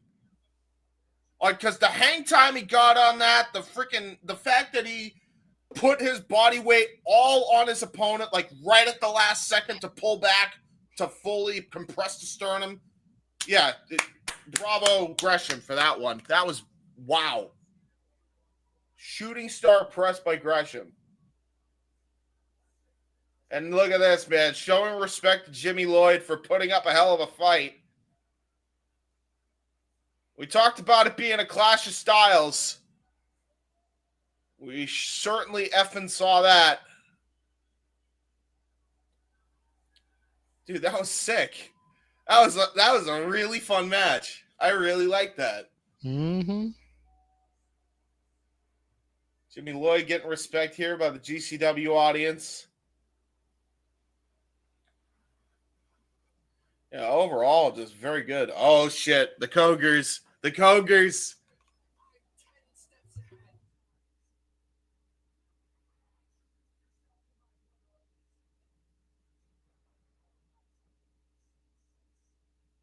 Oh, shit.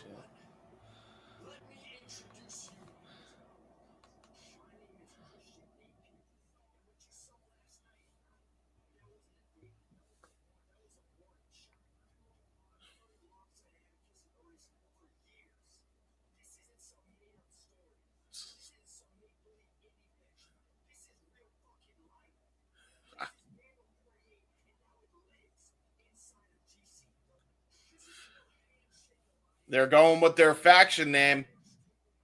Vandal 48.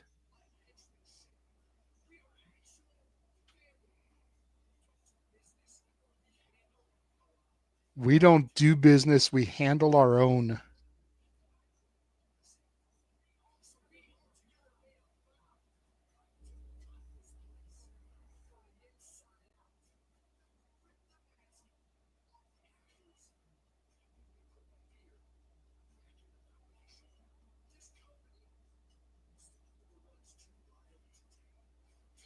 This company used to be for the ones too wild to tame, he says, and he wants it back to that way. Hell yeah. I love that.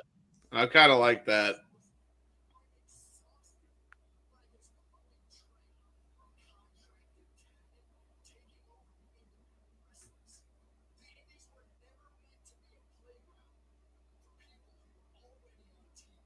We were never meant to be a playground for people who are already on TV, and shows pictures of Natty and freaking Pete Dunne. Yeah.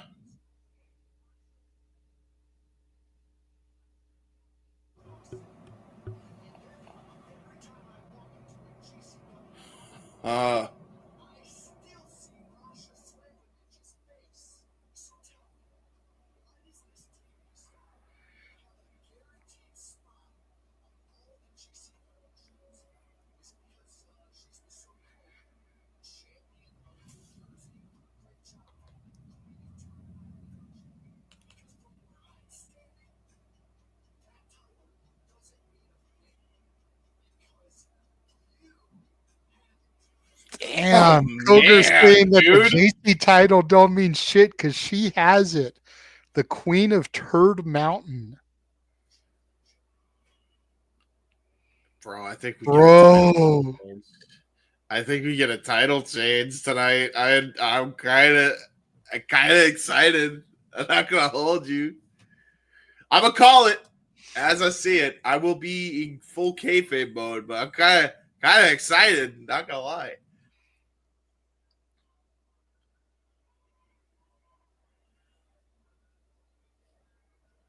Damn, man, this they're gonna kick the shit out of each other. This is, folks. It's Masha Slamovich. It's Atticus Cogar.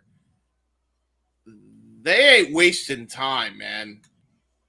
I'm telling you, this ain't gonna be for the faint of heart. And there is Christian Napier.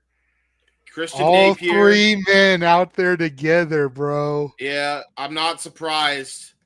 Vander 48 in full swing now here in GCW. It's not going to be for the faint of heart. I'll tell you that right now. This match is going to be a brutal watch. From Cleveland, Ohio. Yep. Definitely taking a page out of Sami Callihan's playbook here.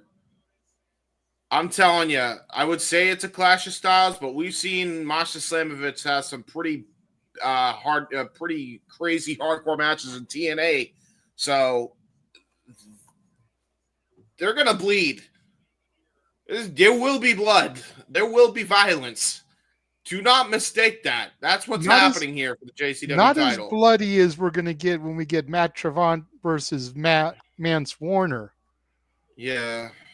But Atticus Cogar is the king of the skewers. And so I'm sure he's going to be looking to stick those in the forehead of Masha Slamovich here, the JCW champion, as well as the TNA Knockouts champion. See, here's the big problem with this now, because, Atticus kind of said that this isn't a faction. This isn't some fantasy. This is real effing life with Vander 48, their family.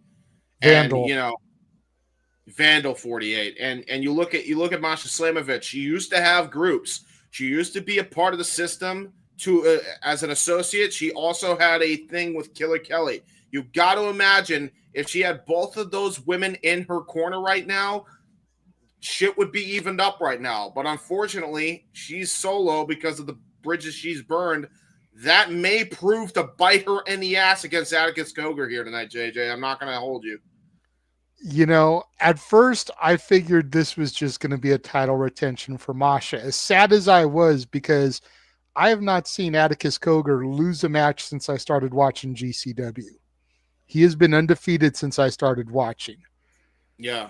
And I figured, okay, he was going to eat an L here. But with just giving birth to this faction, what better way to solidify it as a force to be reckoned with than for him to dethrone Masha for the JCW championship here tonight?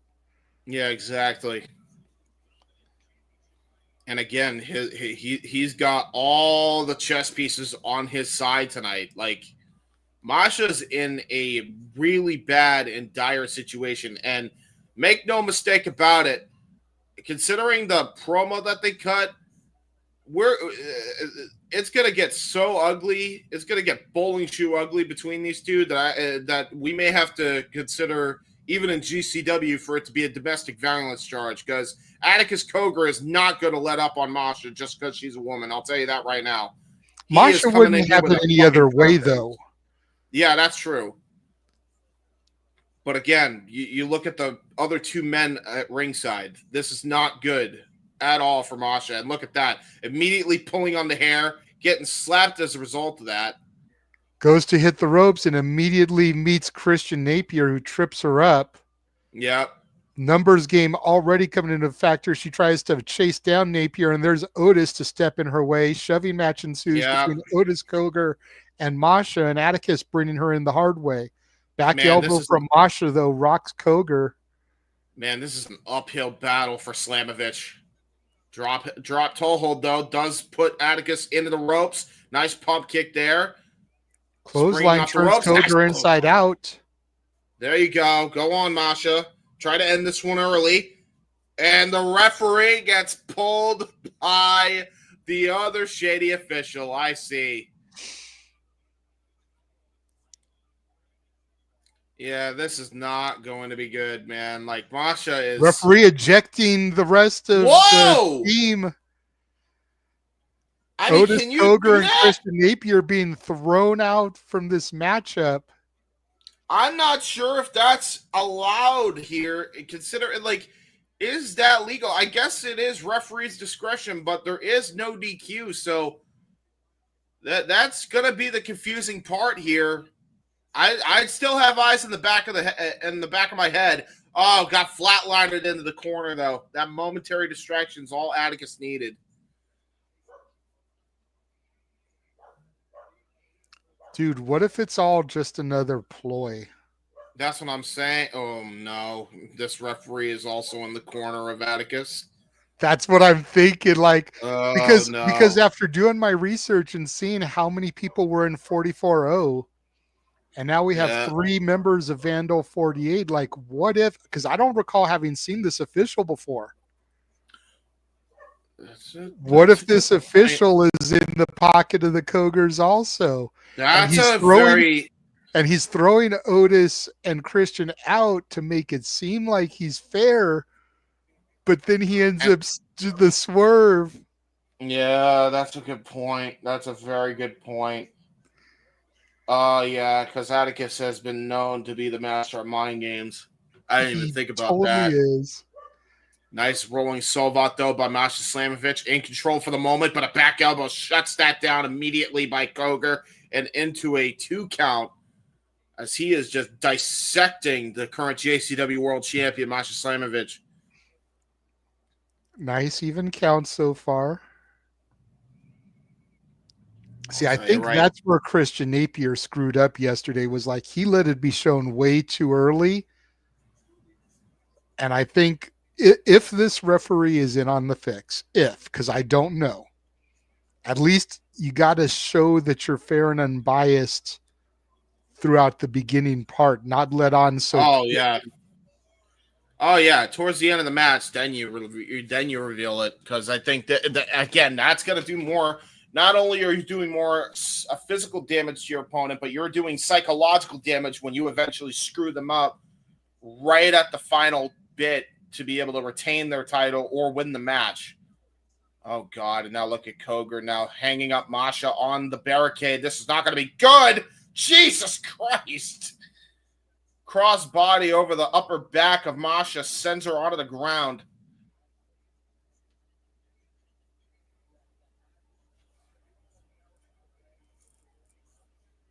Atticus Cogar now jaw-jacking with the audience here. Some fans actually into Atticus. Actually taking a side in this contest here.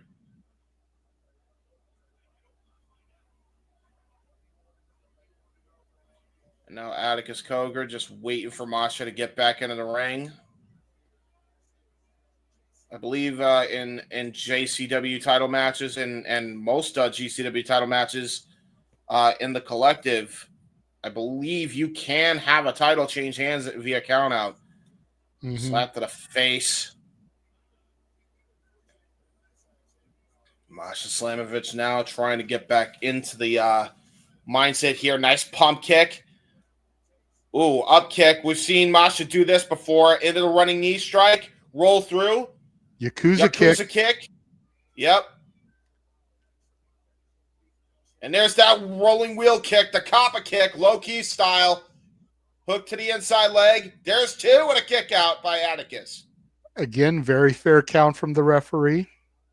Very fair count. Very, very accurate.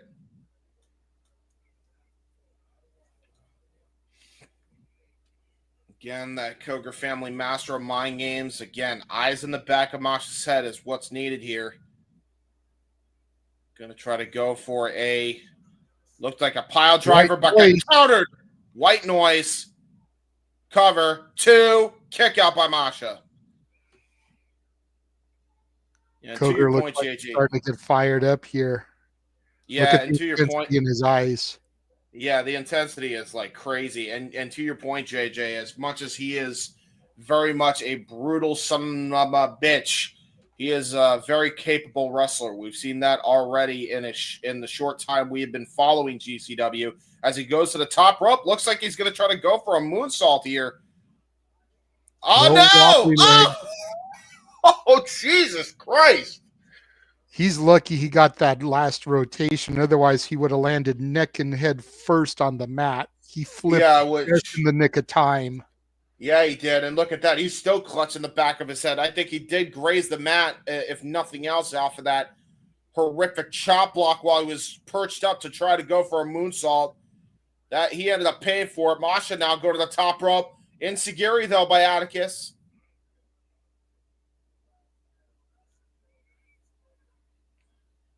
Now both competitors on the top rope here. Going to try to go for white noise on the top here. Masha is trapped. And he got all of it. Ow. Floats over, hooks the leg, gets 2.5. Another very fair count by the referee so far. I hate the fact that we have to watch the referee so intently because of the screw job last night. Yeah, Atticus going in his pocket. He's got the skewers.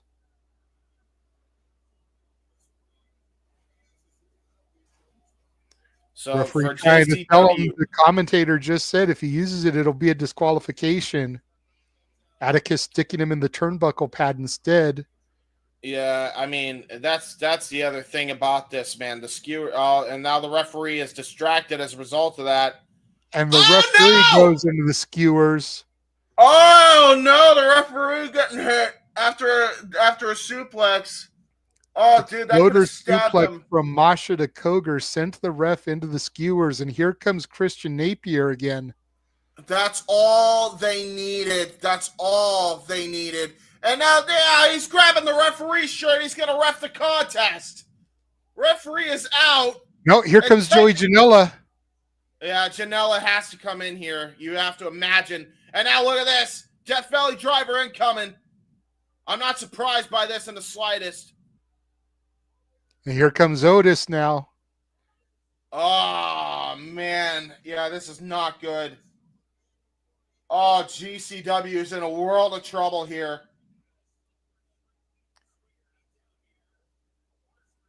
This is not good at all.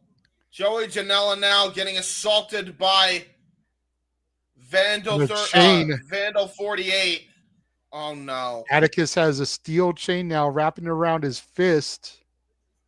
Going to go for the chain gang fist right into the face. Oh, ended up hitting Otis instead. Brilliant evade there by Janela. Oh, no. Atticus, turn around, bud. Turn around. Going to go for the German. Suplex.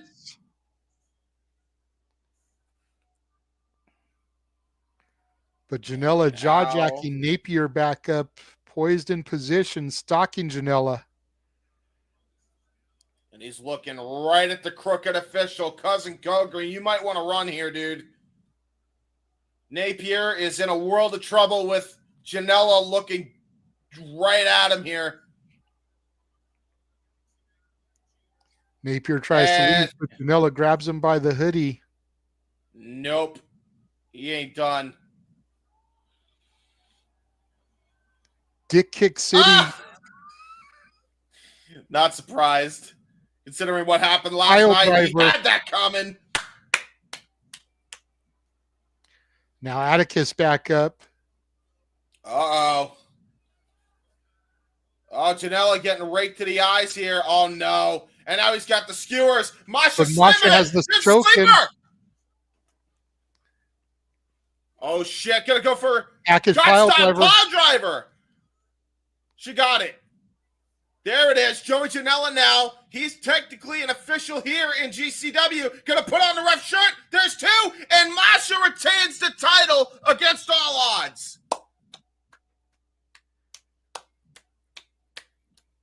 I didn't even consider the fact that the enemy of my enemy might be my friend here. Masha Slamovich getting help from an unlikely ally in Joey Janela, considering what happened last night in Maryland. Dude, I think we're seeing something form here for Cage's survival, dude. Joey Janela Mr. Danger, Masha Slamovich versus Vandal 48. I'm not mad at it. I'm not mad at it at all. And the funny thing is that we've still got enough time where we could maybe even add some other people to that match, make it like a full-on war game style matchup.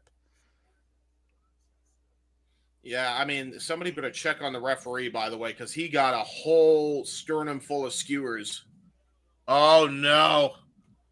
And there's Napier saving his cousin there, Atticus Cogar, from getting a chained fist right to the head.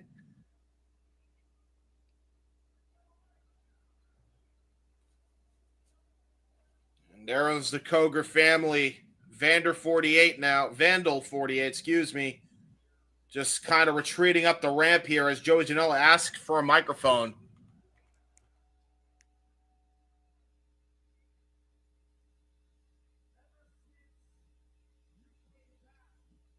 Ever since you came back, GCW. Been sticking your nose in the bad boys' business. Jinx.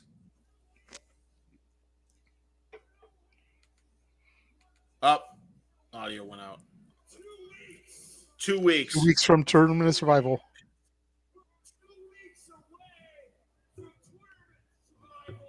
We're 2 weeks away from Cage of Survival.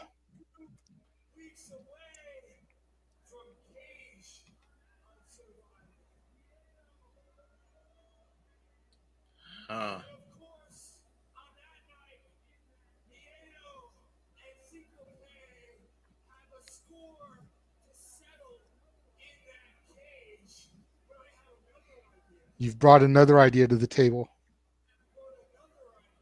A match where you is can't gonna run. be. Oh no! Match where you can't hide.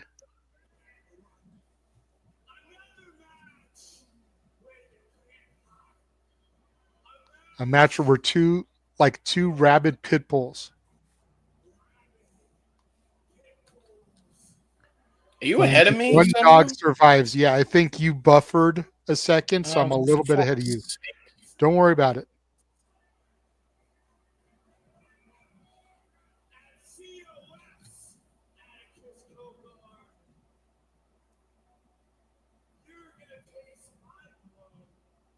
Dog collar match. Cogar versus Janela. Oh, yeah. Yeah. I'm here for it, dude. Yeah, And there's the sense. graphic. It is official. Joey Janela versus Atticus Cogar dog collar match.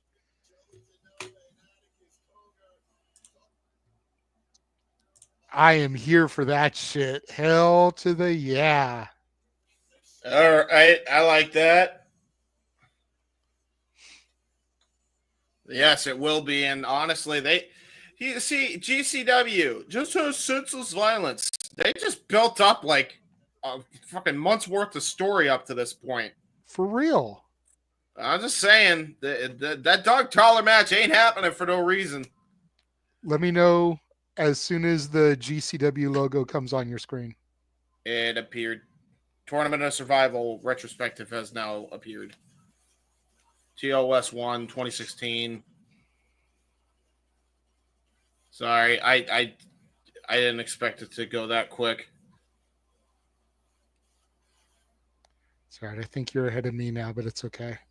You're more the play-by-play guy anyway. So let me know when 2018 comes in. Winner Nick Gage. 2018. Okay. Very good. Again, like as ridiculous as these matches are going to be, I gotta tell you, these look great. By the way, Synclope, WCW Cruiserweight, won one of these.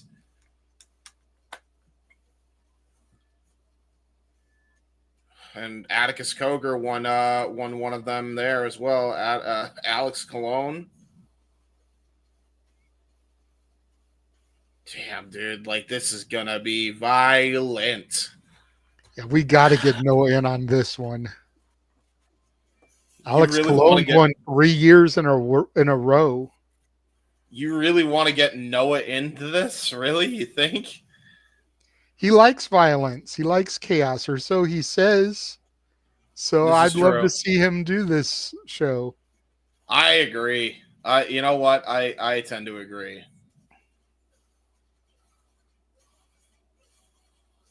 Jesus. 2023, Rina Yamashita, a female, won the tournament. Rina Yamashita. Is that related to me, Yamashita? I don't know. Dude, John Wayne please. Murdoch won last year, and he will be back again this year, trying to make it 2 in a row. I love that name, John Wayne Murdoch. That's very nice. Yeah, man, these matches look like they're going to be a banger. Banger after banger is what we're going to get that night. Now, that is senseless violence for the sake of violence. I'll put you that. I'll give you that. But, I like that anyway. At least you get a big-ass trophy. Right? And I assume a championship shot if you're choosing once you win it. You would hope.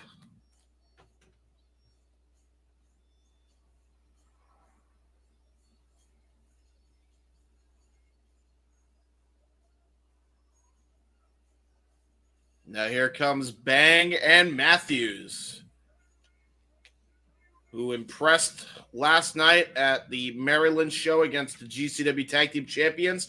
Damn near came away as the Tag Team Champions. That's how impressive they were. They proved they were no slouches in that ring.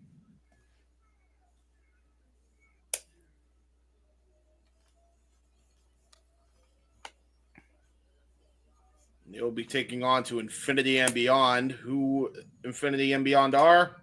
Don't know. I don't know their actual names. Well, we will find out momentarily, everyone.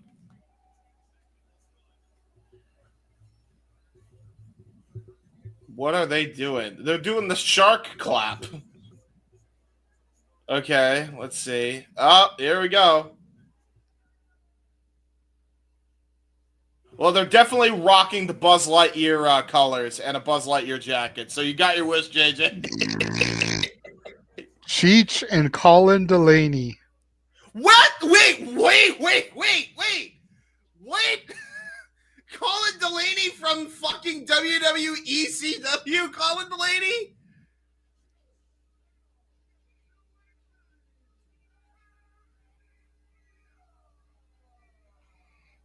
What the fuck? How was that? Dude, it's Colin Delaney. It's legitimately Colin Delaney with the fucking Buzz Lightyear jacket.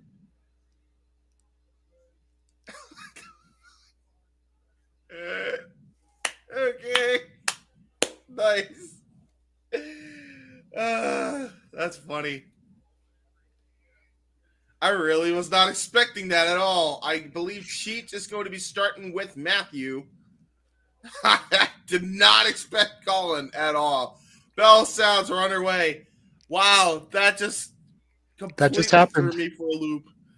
Fucking Colin Delaney. What is going on? And who the fuck is Cheech? Where's Chong?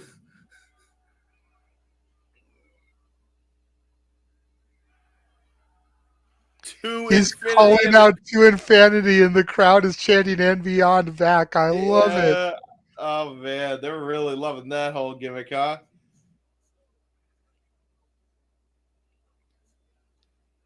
Now Cheech showing off some grappling skills here with Matthew. Matthew, nice arm wringer.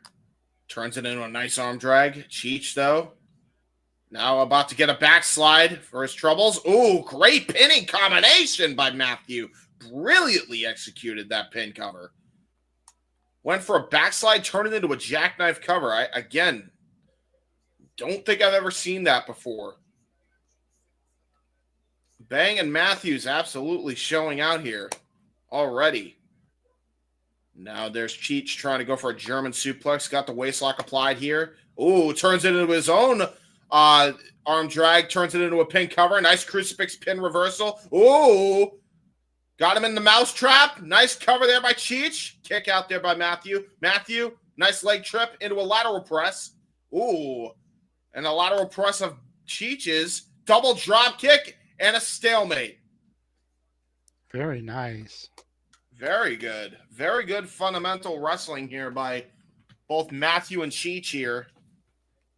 And now here comes the man, Colin Delaney. Yes, you heard that right.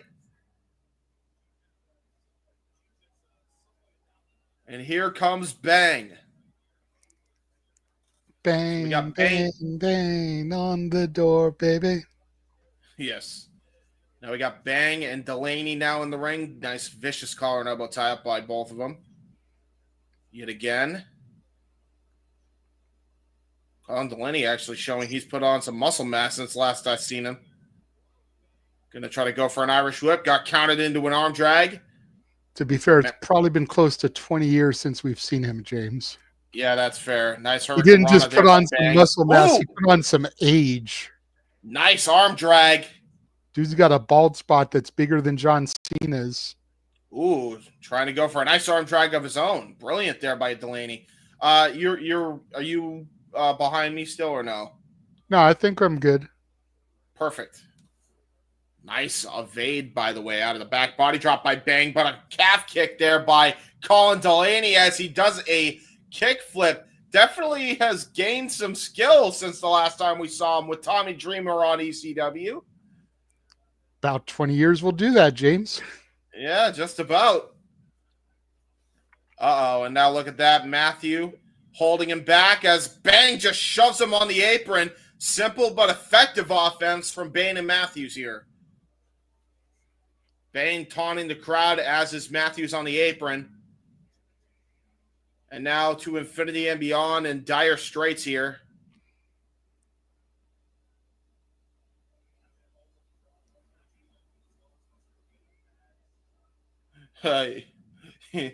Yeah, to be fair, I don't blame you guys for that one. And now we got Bayne and Matthews here. Tag teaming Colin Delaney. Drop toe hold, single leg drop kick. We've seen them pull that off again. And now here comes the springboard moonsault from the ropes into the lion salt by Bang. Colin Delaney in a world of trouble. Nice breakup there by Cheech.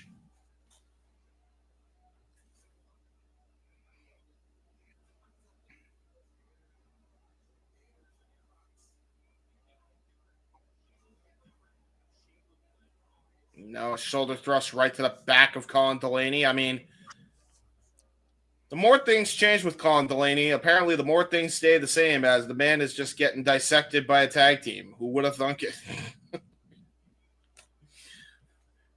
20 years did not change much in that department.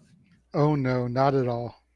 Colin Delaney now trying to fight Matthews back here in the opposing Bang corner. in. Yep, Bang coming back in. Nice knee to the midsection, turns Delaney inside out, charges into the ring, goes for the pin on Delaney, gets a 2 count. I cannot believe I'm calling a fucking Colin Delaney match. So crazy. Hey, it's not just any normal Colin Delaney match. You're calling to infinity and beyond. They are wearing Buzz Lightyear inspired gear, my guy. This is true.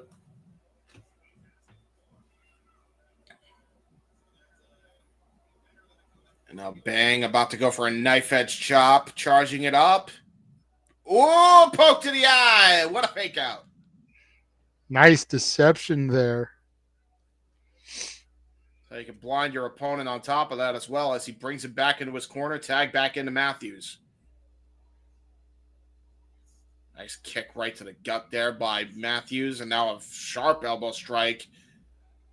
You see Delaney trying to fight back, but just to no avail here. Snap near cover, and now he's just facing him to his partner, Cheech, in the corner.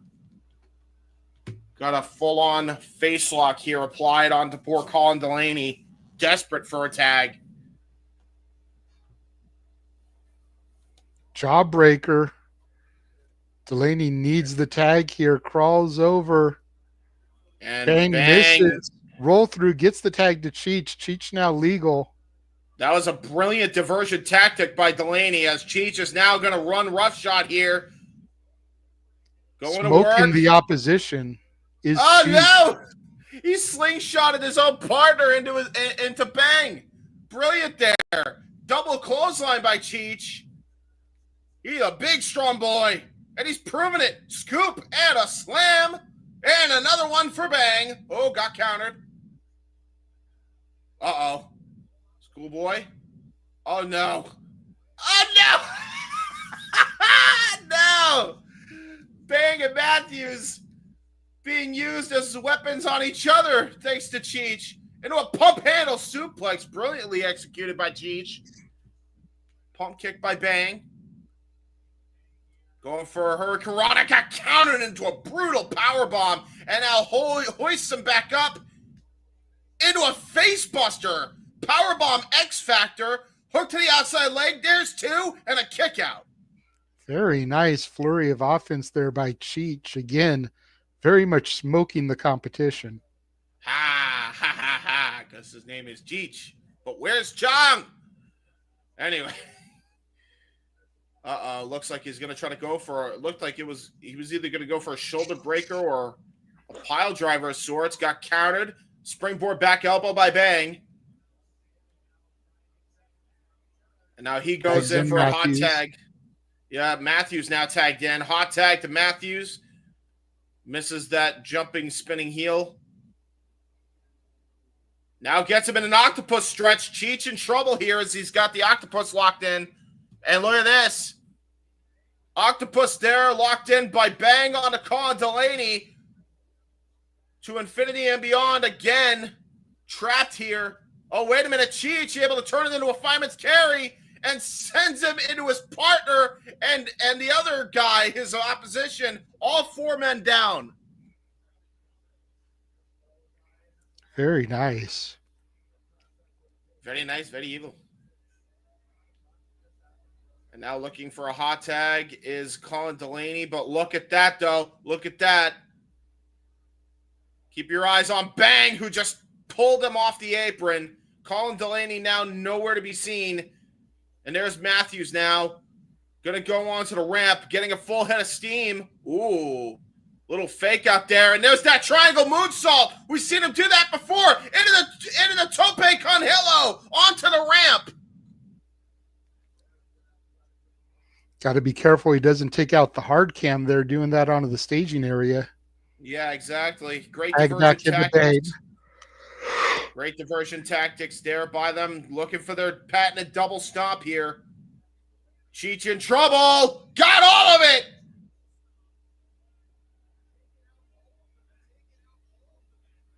And now look at this. Oh, no. Slingshot spear. Got all of it. Bang and Matthews may get the win here. Cover. Two. Colin Delaney breaks it up at the last minute. Dude, I still can't believe I'm calling a Colin Delaney match. And it's good. It's really good.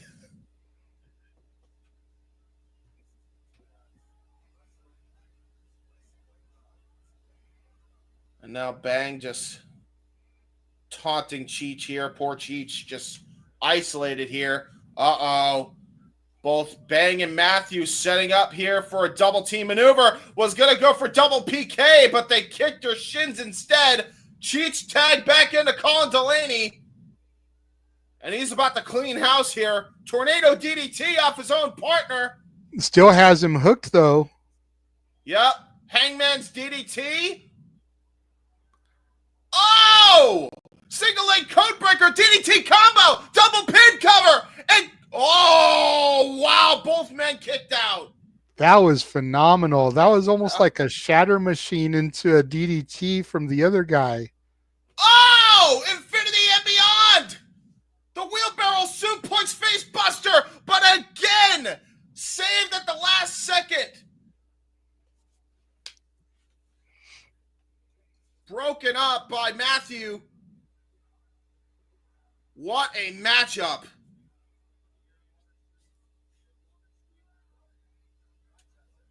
Now Colin Delaney and Matthew staring daggers at each other. Looks like we're going to have another one of these. Test your might. Both men trading forearm exchanges. Jesus. Yeah, just stiffing each other here. Nice knife edge chop by Delaney. Irish Kick whip. though. Ooh. Uh-oh. Oh! Baseball Slingshot. slide German. Yeah, that was brilliant there by Colin Delaney. Oh, no! Spear! But he accidentally hurt his own partner out of that slingshot spear. Shades of Big E. But that might prove to be costly for Cheech. Trying to go for a double stomp. Got countered. There's the cave-in. Cave-in by Matthew. And there's the springboard stunner by Colin Delaney. And a springboard spear by Bang. Cheats now with the kick right to the knee and a knee strike to Bang. Insecurity there by Matthews. Pump kick by Colin Delaney. Rising knee strike by Bang. Cheats now. Tries to go for a clothesline. Double super kick by Bang and Matthews. And what the hell does Bang and Matthews have planned here? Oh, no. Gonna go for the slingshot spear again. Oh, got countered into the up kick. Colin Delaney now. Irish whip. Oh, wait a minute. That was not a good idea for Matthews. They just set up for whatever they got planned here. Gonna go for a suplex. Oh, no. No, don't tell me. Top rope awesome bomb. You gotta be kidding me. Lung blower. No. Lung blower. Power bomb combination. To infinity and beyond. With the That cover. is it. And it's over. Holy shit. Wow, that was nuts. Good tag finish. I really like that.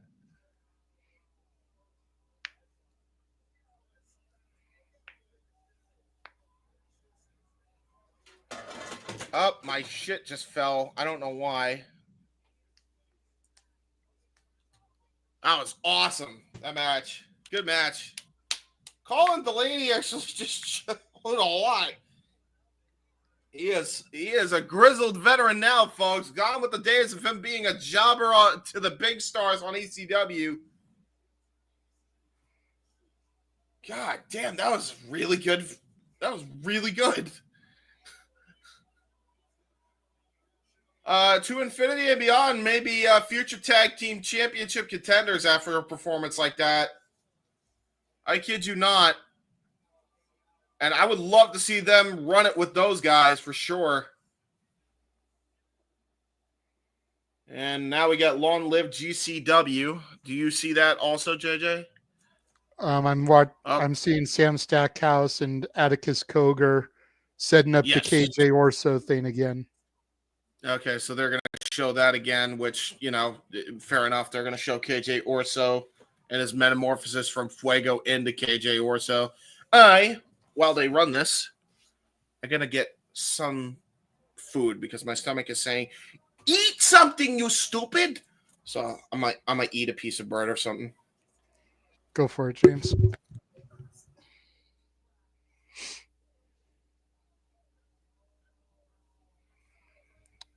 While we're getting a look at these highlights from Crazy, Scary, Spooky, Hilarious, we hope you guys are enjoying our coverage here of GCW. Run for it. Fantastic show so far.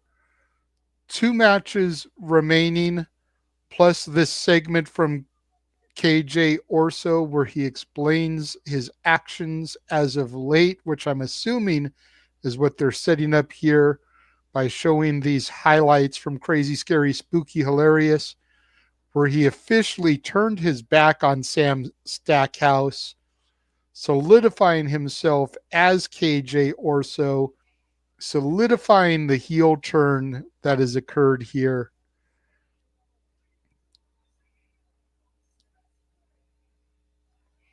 If you guys are enjoying this coverage, please make sure you thumb up the video, share it on your social medias, your Facebooks, your X's.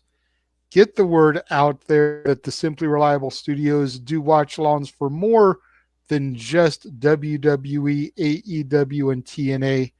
Let all your friends and other wrestling fans know that we are here for GCW. We're here for House of Glory. We're here for MLW. We're here for Reality of Wrestling. We are here for independent wrestling because without independent wrestling, there is no future for the big leagues. Back to the ring announcer here. It brings me no pleasure at all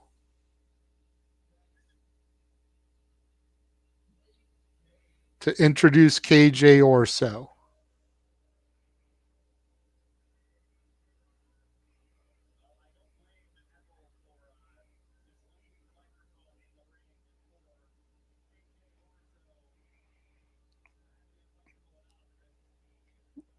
And here comes KJ Orso now as James returns to headset.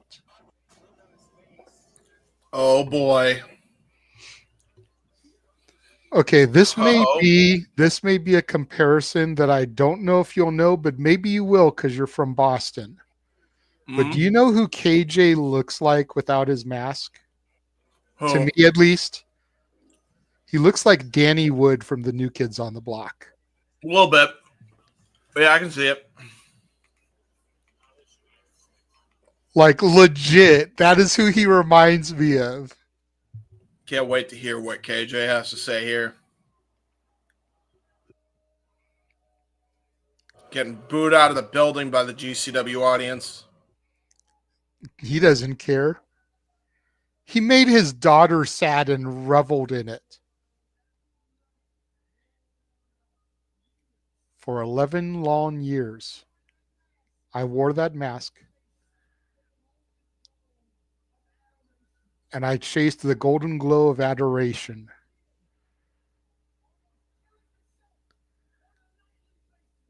Almost killing himself on a nightly basis for the roar of the crowd. Okay, I like where this is going so far. But the older I got, the more I started to realize just how dumb the world around me actually was.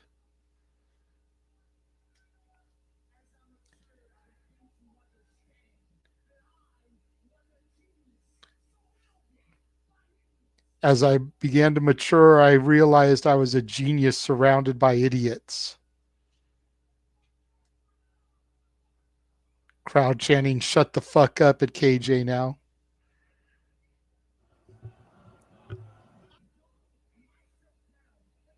I dumbed myself down and pretended to be less so that you would cheer more. I simplified my intelligence. I softened my voice. And I refused to ever cheapen myself again.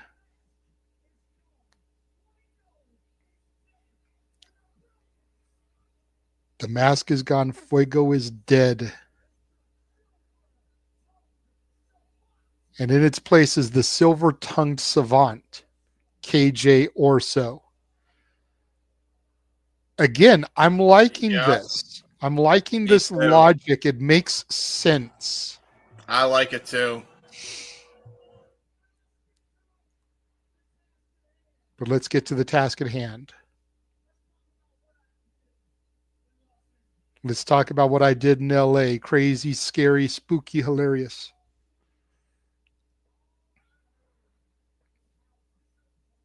For 2 weeks, all I've heard is how disappointed everybody is in me.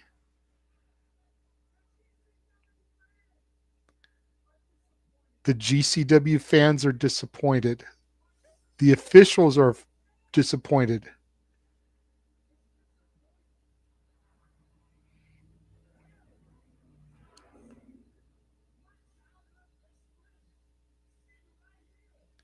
My childhood best friend sitting right here.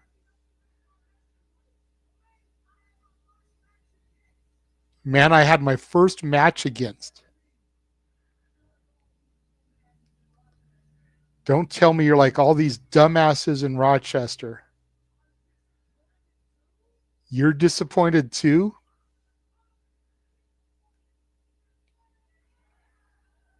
Whoever this is at the barricade now.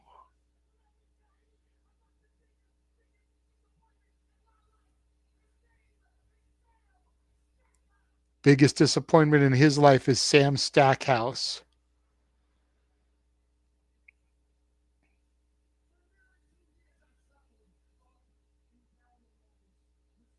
For nearly 2 years, I traveled up and down the roads with Sam Stackhouse.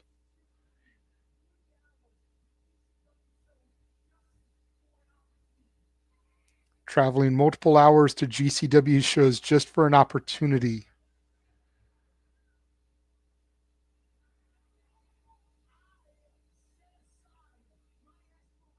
I set aside my aspirations for him. Aspirations for the world championship to team with Sam Stackhouse.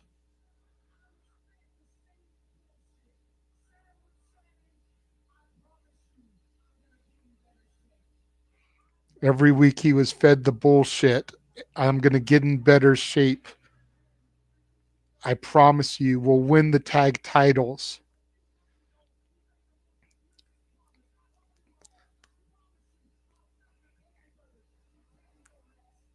Then he made the most egregious promise of all. I promise I'll stop the Cogar brothers from taking your mask.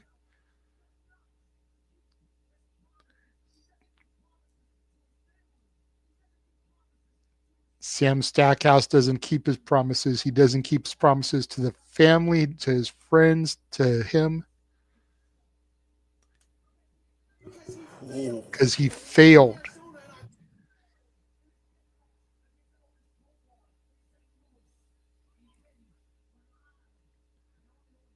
Failed to win the tag titles, failed in his death match against Ogus in St. Louis, and then he failed me and cost me my mask. Dude, again, I'm loving the logic here. It's simple but effective. He's a failure of a wrestler. He's a failure as a man. And you're a failure of a friend. He's right. He's right, though. The best heels are. Crowd chanting, "You sold out" at the former Fuego now.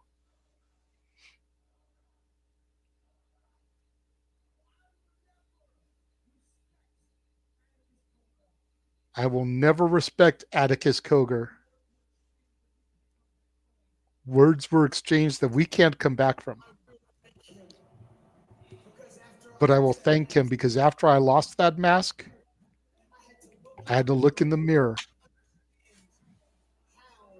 and understand how I got to this point.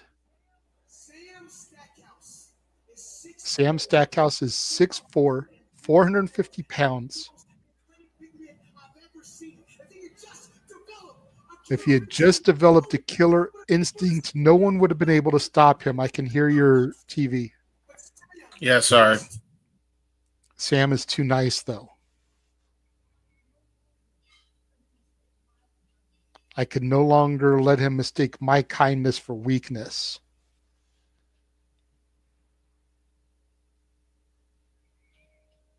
I think we're going to see Sam Stackhouse versus KJ Orso at Cage of Survival, James. Agreed. I'm free not only of that mask, but of 450 pounds of dead weight that I had to carry. It was all in preparation for when I win the GCW World Championship.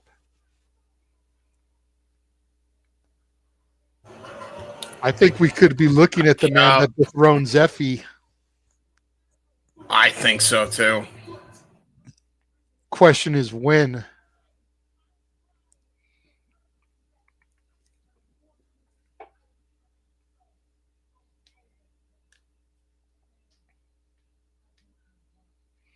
In LA, I tried to break his neck, but I did something much better in LA. I broke his heart.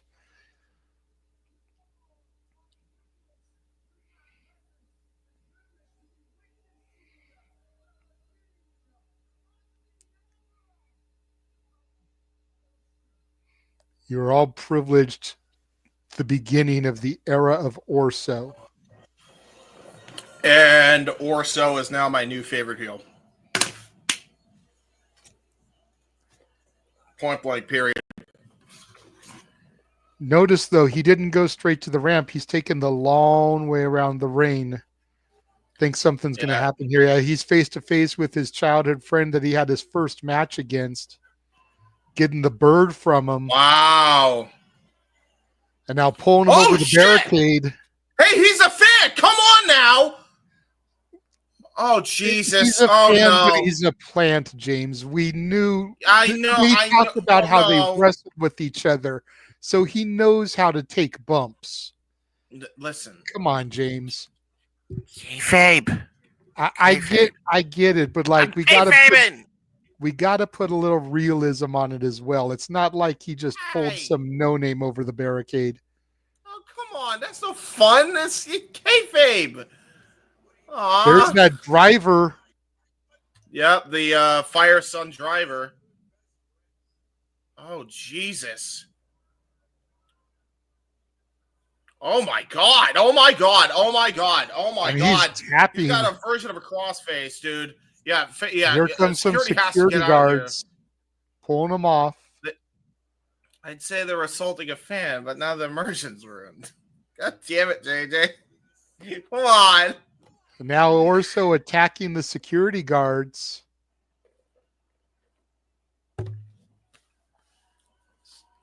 This big hoss dude standing up to Orso. Who the fuck is he? Oh, no.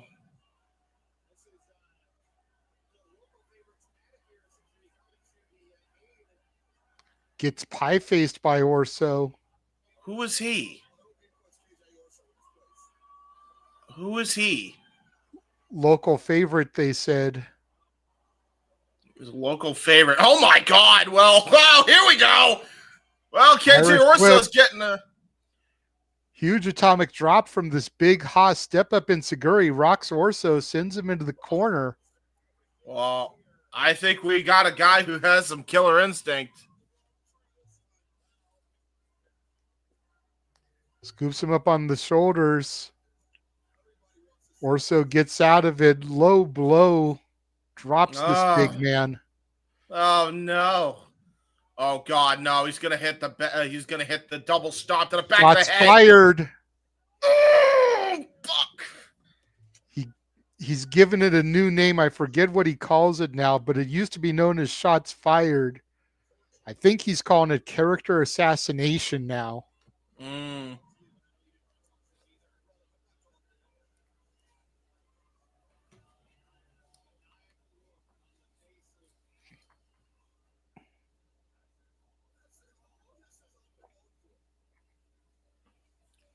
Dude, he's about to assault everybody. Like, KJ, I don't think is done, dude. Nope. And blows a kiss over at the commentators, CM Punk style. Yeah, I'm loving KJ, man. KJ is my new favorite. Okay, now I'm off kayfabe.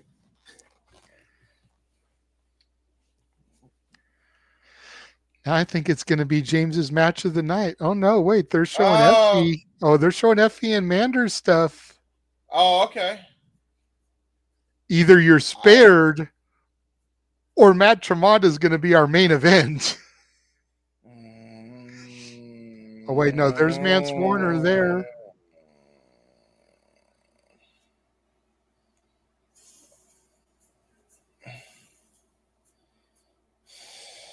It's the main event. Okay, so we have 2 matches left then? In theory, yeah. You know, card subject to change. Something could have happened with the Tremont Mance Warner match. Maybe Mance was unable to make it. Maybe. We don't know. We have to wait, but it looks like they're going to go into the Effy Manders match here based on this hype package. So I am then going to just talk to my dad real quick because he was wondering when the heck I'm going to be off the air because he needs dinner and we kind of need food. So I'm going to just tell him we got 2 matches. Got 2 matches, roughly an hour left. Okay. I'll be back.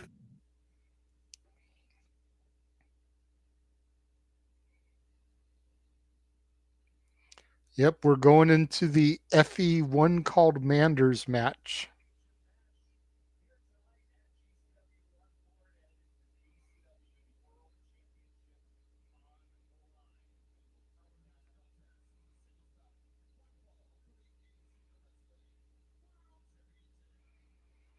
They didn't say it was the main event, so maybe the other match is still happening.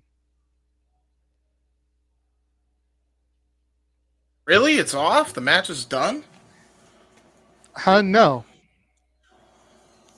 Oh, well, they said it's the main. No, what I said is they didn't announce this match as the main event. So that tells me that the Tremont match may still be on and be the main event. Which, think about it this way, James. Think about it this way. Okay, I know it saddens you, but let's look at this for a second. Considering the lack of blood they were able to have yesterday, 'tis better to have that match be last and let the ring mat get bloodied than to have people try to wrestle in pools of blood.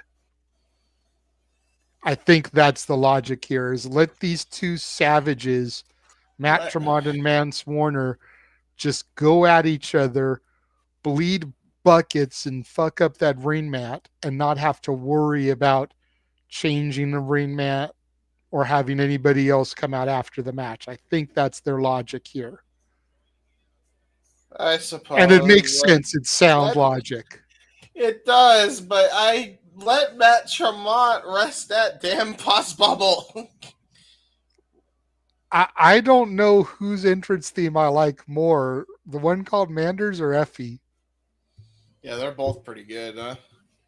Well, dude, we're talking Bon Jovi, Wanted Dead or Alive, or Elton John, Goodbye Yellow Brick Road. Both songs are fucking phenomenal. Yeah, that's fair. Listen, let's. And then Matt Tremont has Journey also, so we get 3 bangers in a row. I will say this. This is not going to be a cakewalk for Effy here because, not for nothing. You look at Manders. Manders is a world champion in his own right over at WXW, so he has an opportunity here to be Manders 2 belts here. And Effy is not going in the ring with a slouch, man. If you're winning that championship, you are holding the lineage of Gunther in the palm of your hand. That's fair, but Effy is no slouch in his own right, and Manders also a fan favorite. You could see him egging the crowd on to give it up for Effy with the Effy chants there.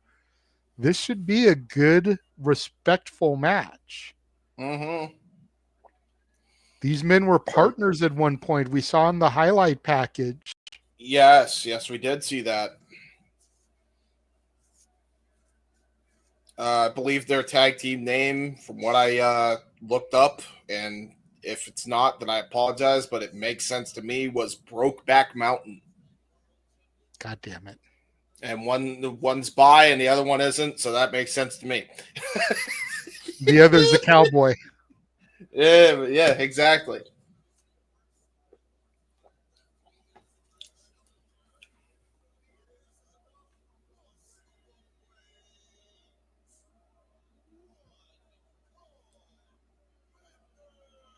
The one called Manders. Yeah, man. Being introduced now, the boss of the plains, as he is called. I mean, yeah, I believe it. And his opponent, the current reigning and defending GCW World Heavyweight Champion.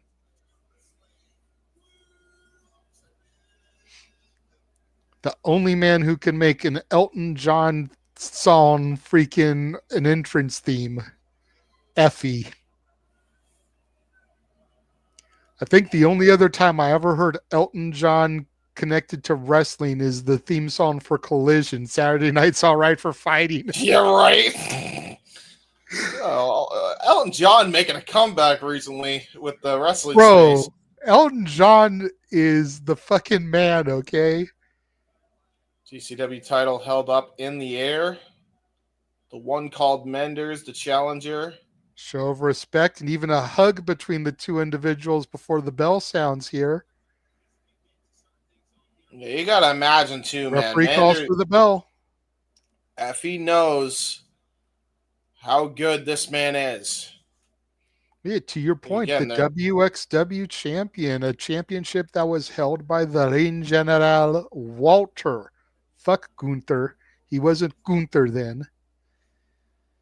But he was I'm doing it the for big, hefty boy, Walter, that still had the extra pounds, hadn't gotten defined and chiseled like he is now.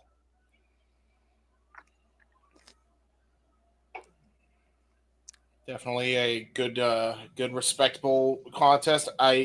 Considering the Effy two men's hiking up his egos. fishnets there. Yeah, and listen, man. Considering these two and their egos, I highly doubt that the respect between these two is going to last long, despite how much they respect each other here. When a championship is on the line, all respect goes out the window. Another collar and elbow tie up. Fair enough. Going for Oh, the gosh. arm rainer, has control here in the early going, does Effy. Manders reversing out of it, standing switch, waist lock.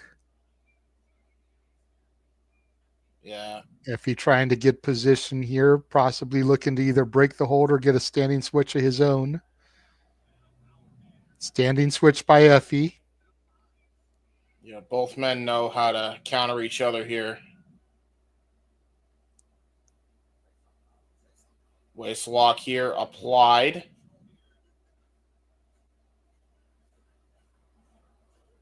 Oh, wait a minute. Look at that.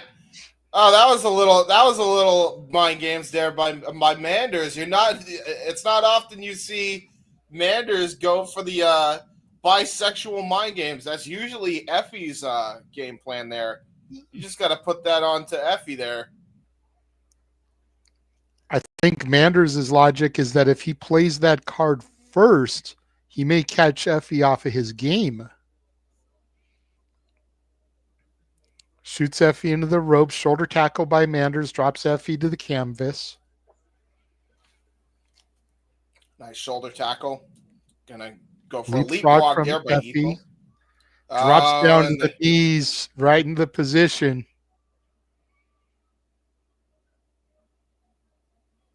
yeah, we kind of knew that was happening. Didn't think it would happen this early in the match, though. He's like, give me something. It's so weird, man. No. And Manders coming down to his no. knees, too. Hi. Manders with a strike. Flat Pleasure palm and to the pain. chest. Pleasure and pain, folks. Pleasure and pain. Knife edge chop from Manders. Rocks Effy, sends him into the other corner. And the one is putting the one in the air. Not Roman Reigns. It is Manders. No knife edge chop there. Open palm strike. And now Effy is big mad. Big mad. Believe it or not, the up and down chops hurt worse than the knife edge chops. Oh, yeah. Oh, he pie-faced him after licking his hand. Well, it's better than putting your hand in your crotch. Give it time, James. We're still early in the match. Shut up. You're the one that mentioned it first. Don't get mad at me. Slap to the face of Manders. I don't think you want to get into a striking match here with Manders there, Effy. And yeah, to your point, going to try to go for the Oklahoma Stampede, got countered. Effy with a Yakuza kick, got all of it. And now that usually sets up for the leg choke, or the leg choke.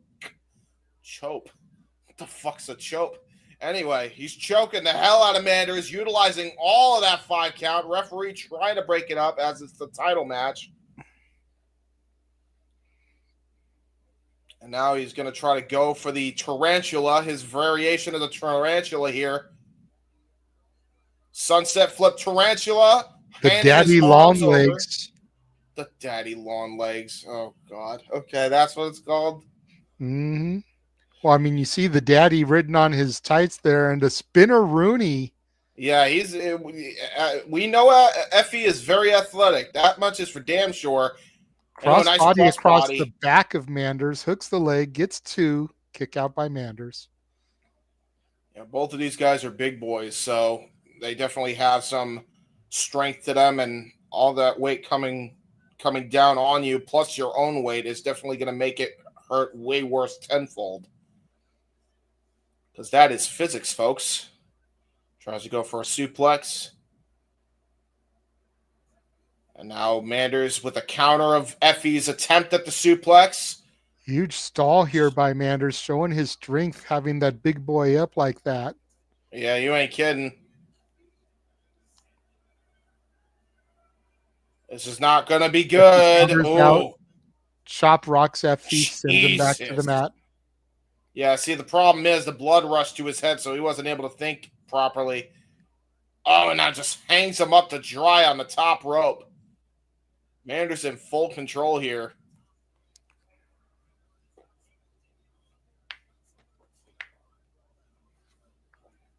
Again, just everything about Manders just reminds me of Stan Hansen for real. Mm-hmm. Like if you watch this matches with Masawa and Vader, the very Stan Hansen-like offense, just beat down, beat the shit out of you, stiff you type of offense. There's that open palm strike again. Effy's like, come on, give it to me. I can take it. And now a forearm smash by Effy. Effy just brutalizing back to Manders here. Double Mongolian chop has no effect on Manders. Elbow strike counter. Both men countering waist locks. Nice Northern Light suplex by Effy into a cover. There's two and a kick out by Manders. Wow. And now look at this. Going to go for Fall of Humanity. Ah, no! He got the teabag. We've seen Effy do this again. Going for the second one. Goes for the cover. There's two and a kick out by Manders. Gets his bandana back on. Yeah, exactly. Boston Teabag Party. He's not from Boston. We do not claim him. Effy Would now you claim him even if he was from Boston? Yeah, he's all right. You're taking way too long to think about it, James. I was going to say he's all right. I guess it wouldn't really matter either way, would it? Nice elbow drop by Manders from the second rope. And now that sends Effy into the corner. Manders looking for a three-point stance, charging clothesline. Got all of it. Nice open palm strike again. And there's the Oklahoma Stampede. Oh, got countered by Effy. Yakuza kick. Yeah, got all of it. Gonna try to go for that leg lock again. Oh, wait, no, he's gonna go for another Yakuza kick. Got all of it that time. Jesus. And with the extra build behind Effy, those hurt even harder than a guy like a Generico. Yeah, but nice knife edge chop into a clothesline combination. Hook to the outside leg. There's two. Kick out by Effy. Good match so far between these guys. Wow.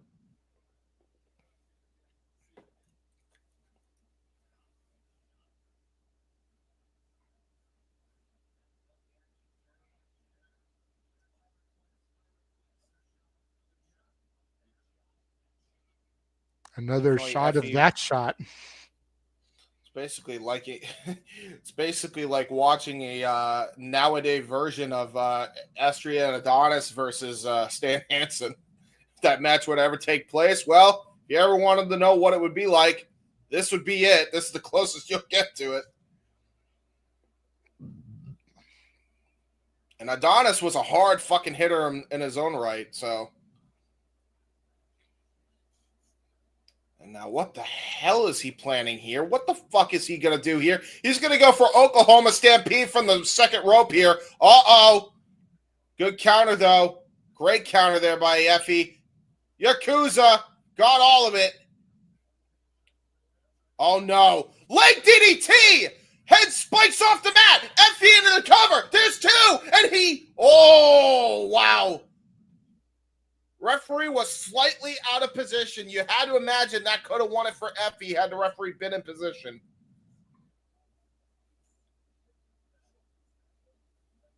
And now Effy flexing for the audience here. Wrist control. Trying to turn it into a fireman's carry. Manders using his lower center of gravity to make sure Effy doesn't get this on. But Effy's still able to hoist her up the leverage into the TKO and turns it into a last chancery. Wow.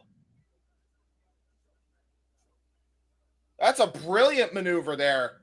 Great combination offense from the champion. Effy gets snap-nared off. Manders tried to go for a pop-up powerbomb, got countered with a leapfrog. Rough Rider! Rough Rider by Manders!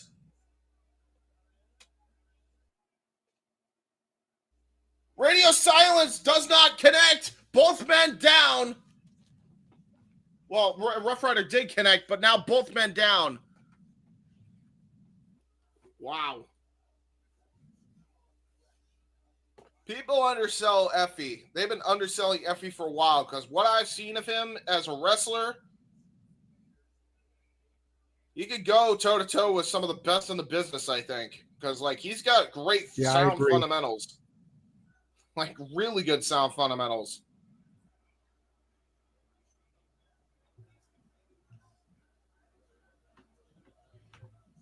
Let's go, Manders. Let's go, Effy chance. The crowd giving it up for this matchup here. Both men is sitting upright. And now just, I guess we're going for a slap fight here. Test your might. Jeez, they're literally slapping the sweat off each other, dude. He ain't pulling back. We went from GCW to power slap real fucking quick. Oh my God. Oh no. They just won't stop. Something's gotta give. And now both men staggered. There's a clothesline, Lariato by Manders. There's a cover. Oh my God, I thought he almost had the championship.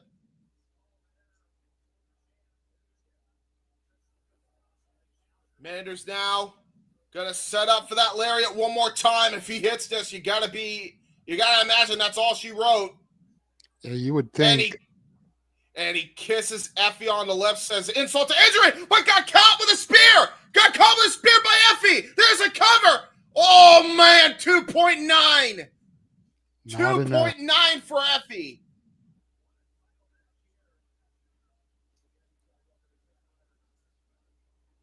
And now he's going to try to look for the sack rider. The sack rider. Oh, my God. That's what he calls it. Uh-oh. Got counted. Pop-up powerbomb. Manders has it. Sets him up. Gonna go for it. Ooh! Clothesline. Got countered. Schoolboy by Effy. It gets the win. Surprise roll-up. And Effy just pinned the WXW champion and retains the GCW world title.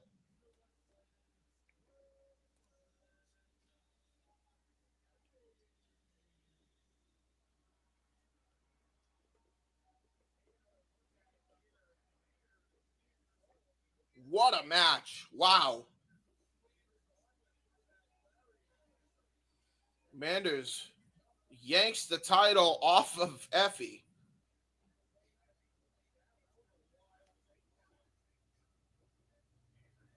And you almost got to imagine, did he hike the tights up? No, it was a clean one. We couldn't see it from the angle, but it seems like it was all said and done. As a form of respect, putting the world championship around the waist of Effy. That's awesome, man. That was a great match. I agree. I'm actually very surprised. That was very good. Effy's showing a lot for us here every time we see him, and he is about to cut a promo here.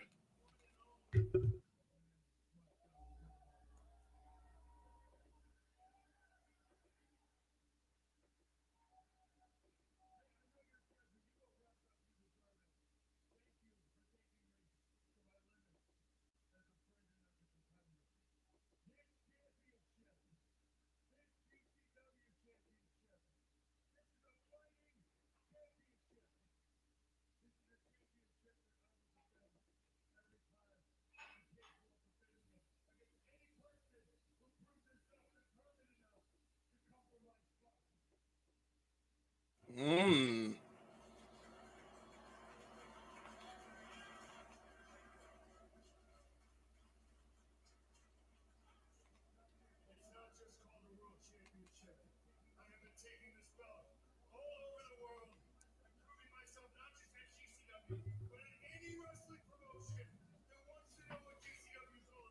Hmm.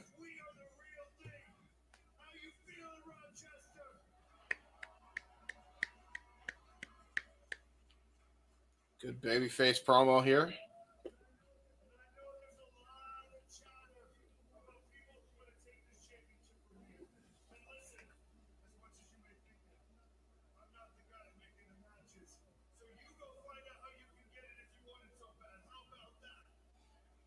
Wow, so he's just laying down the gauntlet for anybody that wants a shot, Mm-hmm.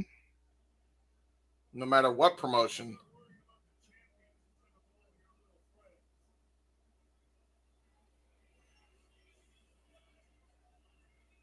Wait a damn minute. Music's playing. Who's this? KJ Orso. Oh, shit, bro. Oh, shit. He's not wasting any time.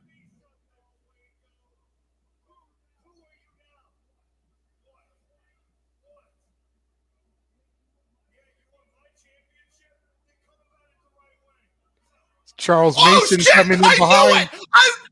I knew it! I fucking knew it because he was dressed like Charles Mason. He was dressed like the motherfucker. I knew it. Damn it! Charles Manson just cracked him. Yeah. Holy Playing shit, Charles keep-away, Manson. took the belt. Title over the head. I knew it. I just knew something was off. He was dressed like Mason and everything, dude. He was dressed like him and everything. Wow, okay. So wait, does that mean that Mason's gonna go for the deathmatch title? And then KJ Orso's gonna go for the ultra violent title? I don't know. Or perhaps the JCW title as well. Charles Mason, though, just dropped Effy.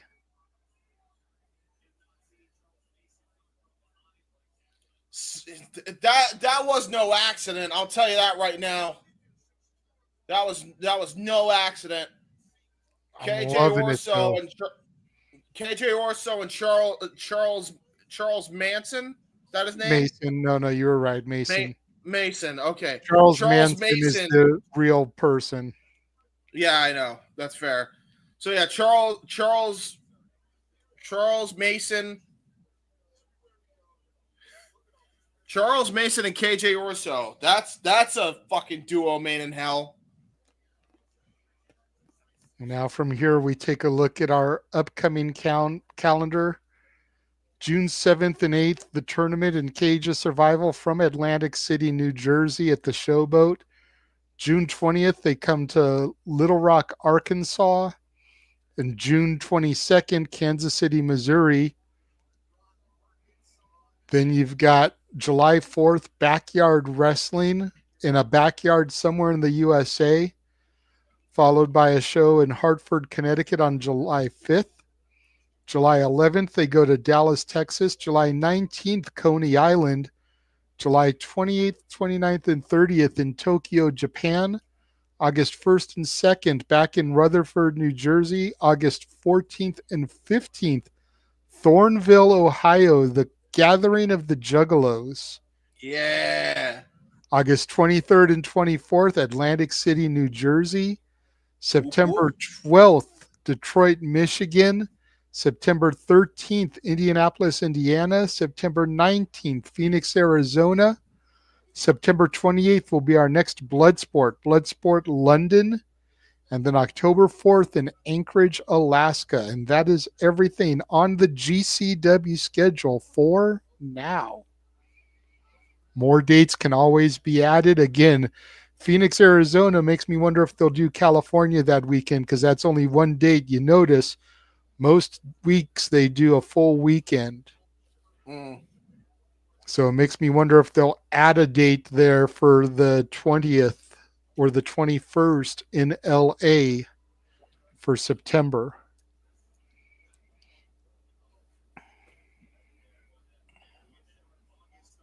Got a lot of great shows to look forward to just on the GCW front alone. Mm-hmm. And that's not even accounting for all the MLW shows, the TNA shows, the reality wrestling shows. Deadlock will be added to the schedule. We got a lot going on, folks. Yes, sir. And by that point, we will have our full team back in the full swing of things as well. So that's going to be it's going to be good to have. Forget what's coming up because I noticed that the weekend in June they're not doing a show on the 21st. I think there was a reason for that I saw. I'm not positive.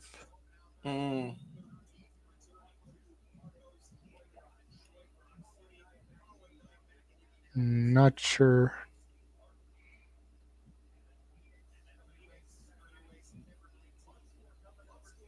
Oh no, it was July that I noticed because they're going to be in Dallas, Texas, July 11th, but they're not doing a show 12th because that's all in Saturday.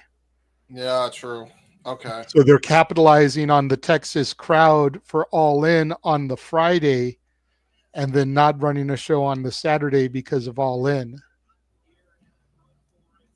This is fair. And now, James, it is Ultra Violence Championship on the line as Matt Tremont defends against probably the only man in GCW that is as psychotic and willing to risk his body as he is, Mance Warner. No. There's going to be so much blood.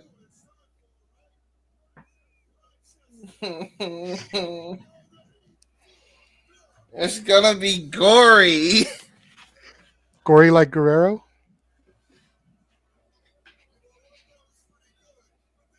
Har, har, har. Gory like a bomb? There's going to be a gory special. Oh, God damn. I hate my life right now. I'm not questioning my life choices. I'm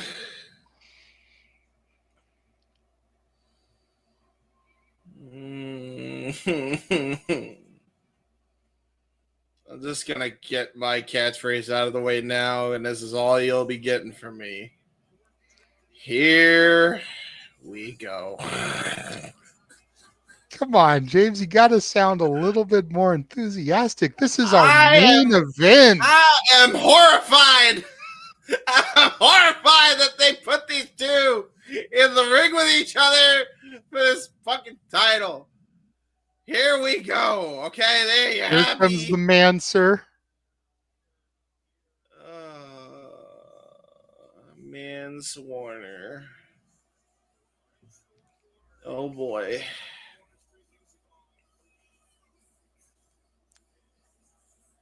I'm scared.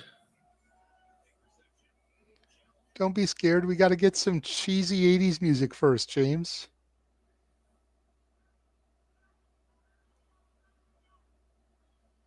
I suppose so.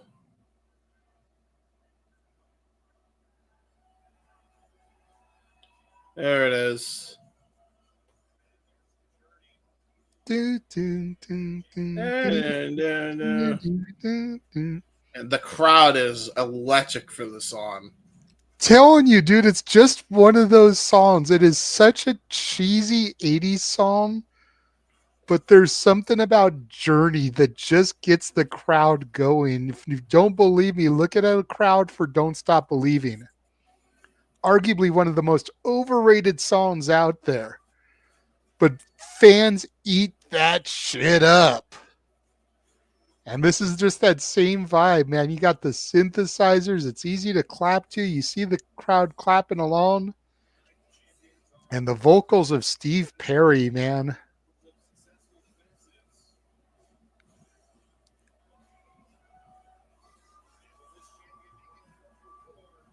Oh boy. There's Senor Pus Bubble, the GCW Ultraviolent Champion, Matt Tremont. No. It's healed a little bit. That's probably because he didn't. Chains that bind you. No, I still love you. How we touched and went our separate ways. Come on, James. No. I'm scared. How can you be scared of a man that comes out to Journey? Look at him. It looked like he'd stab me and eat me for lunch with a fork, specifically. On a steak. In your pus bubble. No. No. We're not making this trend. No.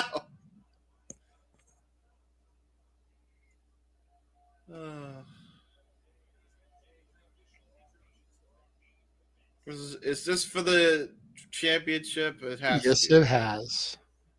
Oh.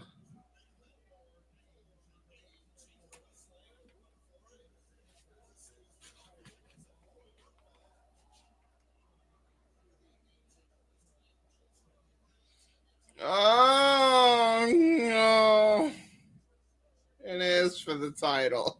No.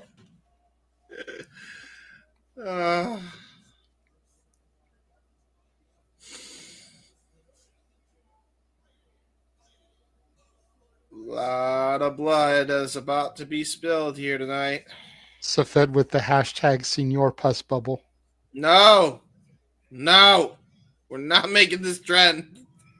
No.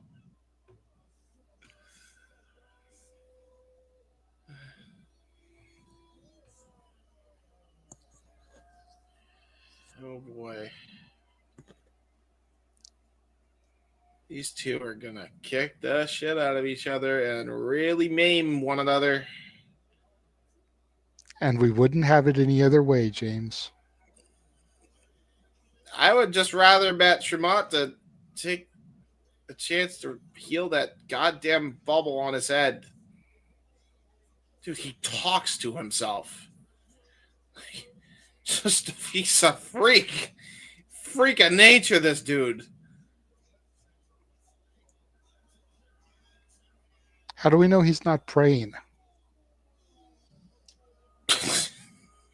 You think praying for his own safety. I'm just saying. You think a man like that goes to church? I didn't say all that because he's a weekend warrior, but I mean, who's to say he's not sitting there in the corner like, get me through this match. Don't let me die. Brother, church happens in the morning. You never know. He could have actually gone to church in the morning, for all we know. But he probably doesn't have a regular parish because he's always traveling on the weekends. He's the in point Rochester. I'm making. Yeah, but he's in Rochester. I don't know. There is a church there. Anyway, that's not the point. I don't think he goes to church, regardless. Matt Tremont, the champion.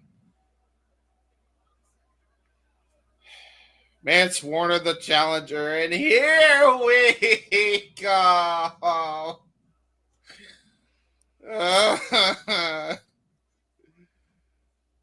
Don't fucking pretend like you're gonna have a goddamn. Okay, so we're just gonna try. Don't pretend like you're gonna have a standardized wrestling match. Come on now. Both men chopping each other. Early going, neither man giving an inch here. Ow, ow, ow, ow, ow, ow, ow. It's like, okay, yeah, and they're not even, they're like, okay. Matt Tremont seems like he enjoyed it. Now saying, give me a shot. And now we're just got trading. The old jaw here. Who's ready to get knocked out first, dude? They're legitimately just potatoing each other. Like, it's just fucking nuts, bro. These two are the fucking most crazy ass motherfuckers on the goddamn planet. And now they're both staggered legged here. And one of them is fucking Steph DeLander. Yes. Let's throw that in there, James. Like as crazy as Joey Janela Megan Bayne is, Mance Warner is Well, fucking Steph Delander. well, to be fair, Mance Warner actually does look like a decent person. Like he actually looks like attractive to some people. Like, I would think he's not a bad looking dude compared to the other freak across the ring who is all about looking like a freak. No, don't hit the pus bubble. I think I think that headbutt just punctured the pus bubble. No, don't hit the fucking bubble, you wild. No, stop doing it. And now he just poked him in the eye. That's normal in a wrestling I feel match. like I should just give you a solo shot and just let you do this entire match. No, he's bleeding already. He's bleeding already. Yeah, I think I'm gonna do that. Arm strike caused him to bleed. I'm still here doing commentary, but we just got a solo shot of you up here so we could get your reactions. This is my eternal pain. Ow! Chair to the back of Tremont. Manser getting the crowd into it. Uh-oh. But look at Pus Bubble. He's looking for a weapon. Mance You know he isn't could dish. bubble. Mance is looking for the weapon. He's got another I'm steel sorry. chair. Yeah, you're Got right. two Tremont's Pus Bubble. Yes, Tremont with the chair to the midsection of the Manser. Yeah, we know he could dish out as And now much as he throwing the takes. chair at Manser. Ow. I'm scared. He's just bleeding like profusely, by the way, and he's barely done. He isn't fucking bleeding anything. that bad. Up. There's another door. Is that our third door for the day? 3 doors down. And Beyond doors as you and I. If I go crazy, will you still call me Superman? Superman. And considering these two, I think that's an apropos song because they're both crazy. There's 3 doors right there in the one match. Yeah, that's true. That's crazy. And I'm scared of what the hell he's thinking of doing. Oh no! Ah! He got a skewer. He's putting it in between the phalanges. Oh no! Ah, he's stabbing him in the eye with the fucking thing. Ah, he's stabbing him in the bicep. Oh no! No! Oh no! Oh, that's just diabolical. Oh God!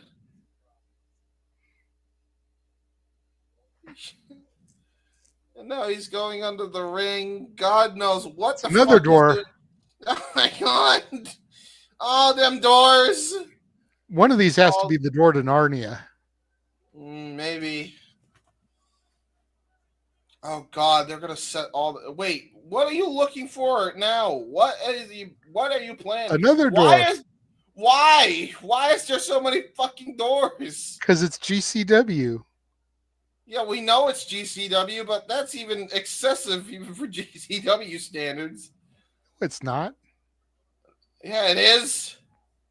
Why is there There's 6 another door. fucking doors? What are you doing?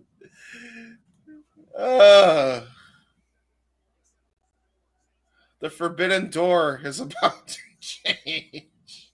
Right? Sets it up in the corner. I guess.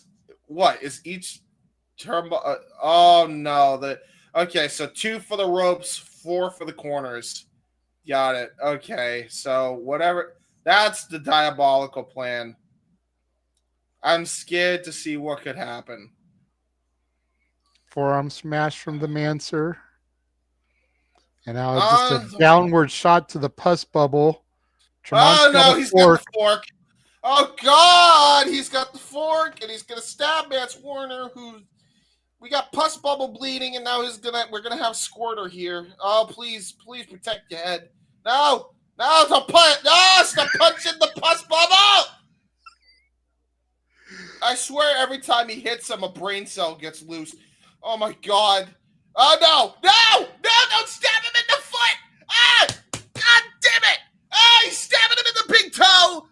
fork. Oh my God, he's stabbing him in the big toe with the fork. Oh no. Oh, he got kicked in the head. Goes for a pin. Gets two. Tremont kicks out. Oh, dude. Bro, it looks like he has Florida on his head with how he's bleeding. Dude, he's bleeding so much the shit became a fucking state on his head. A headbutt to the pus bubble. And a right hand from Manser. Irish whip reverse sends Mance through the first table in the corner. Well, and now he's about to get he's gonna get the fork. He's gonna get the fork, isn't he? This motherfucker's about to get the fork. Oh.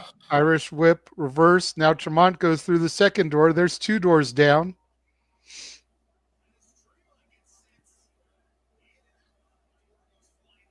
Crowd chanting GCW. Oh boy. Well, Mance Warner hasn't bleeded yet, but I'm probably jinxing myself. I was going to say keyword is yet, James. Take a look again at how Tremont went through the table. Yes. Tremont's starting to get back to a vertical base. He's on his knees. Manser on his knees. Manser has part of that broken door. So does Tremont. There we go. It's a door duel. Now to the pus bubble. I thought I was about to ready to go duel of fates. Oh, God. Hitting them each other over the head with the fucking doors.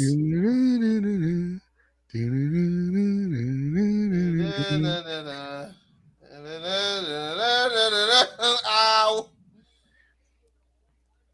Oh, God. Tremont now getting... Oh, Jesus. God, it keeps hitting the pus bubble. I wonder if the pus bubble has a splinter in it now from the wood from the door. Don't fucking say that shit. Stop. Oh, no. From the middle rope to the pus bubble, and down goes Senior Pus Bubble. Manser falls into the cover, arm draped, 2.5. Tremont kicks out. Well, the ultraviolet title lives up to the fucking bill. Crowd chanting GCW. Yeah. Oh boy.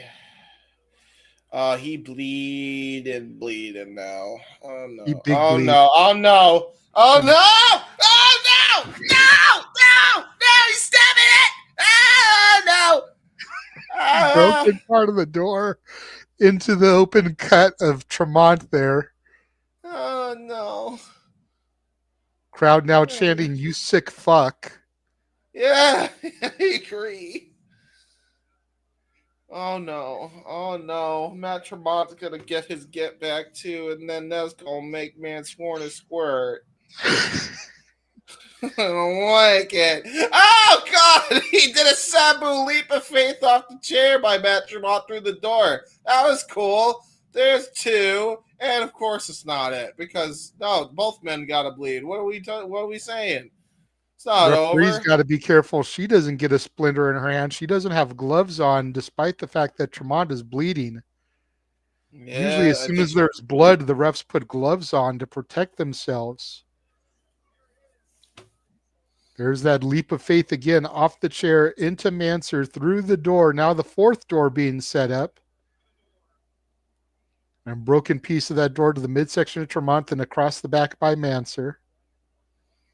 Oh, God. Manser looks like he's going to go for the leap of faith. Springboard sends Tremont through the door. Ow. And now go for cover. By Manser. 2.5. I think Manser was going to try to go for the tornado DDT, but he realized he didn't have enough. I think he realized he didn't have enough clearance, so he just kind of fell into him. I think you're 100% accurate there. And now the blood pouring down Matt Tremont's forehead. Ah. Ah. I think I need some French fries and ketchup, James. Fuck off! I want to. This ruined my appetite. Ah! Chair to the back. Some Hawaiian punch. I have fucking Miyu next to me, and now I don't even want to drink because of this match. Both men trading forearm smashes here on their knees, center of the ring. Ow. Oh, God, he just jabbed him. Ow, ow, ow. Test your might. Yeah, look at the ref. He's like, God damn, why? Oh, man. Yeah. Mansour falls into a cover on Tremont, 2.5. Tremont is barely kicking out at this point. It looks like he's just raising his arm out of instincts. Yeah, because he hears his hand hit the mat, and like caveman, he's like, must keep fighting. Mansour has now set up a 5th door in the corner. Oh, Jesus. Home Depot's pissed. No, they're not. The GCW keeps Home Depot in business. What are you talking about? That's fair. Between all the doors that they buy and destroy and the chairs. Oh, no. He's going to go for now the top. smacking off the turnbuckle pad, trying to get the crowd into it, climbing up, looking for a moonsault maybe. Low blow by Mansour. Oh, God. Ducks underneath, no. going for a power bomb. Power bombs Tremont. Jackknife almost. Oh, he's not done. Off the ropes, knee strike to the face of Tremont, floats into the pinfall. 2.5. Tremont kicks out.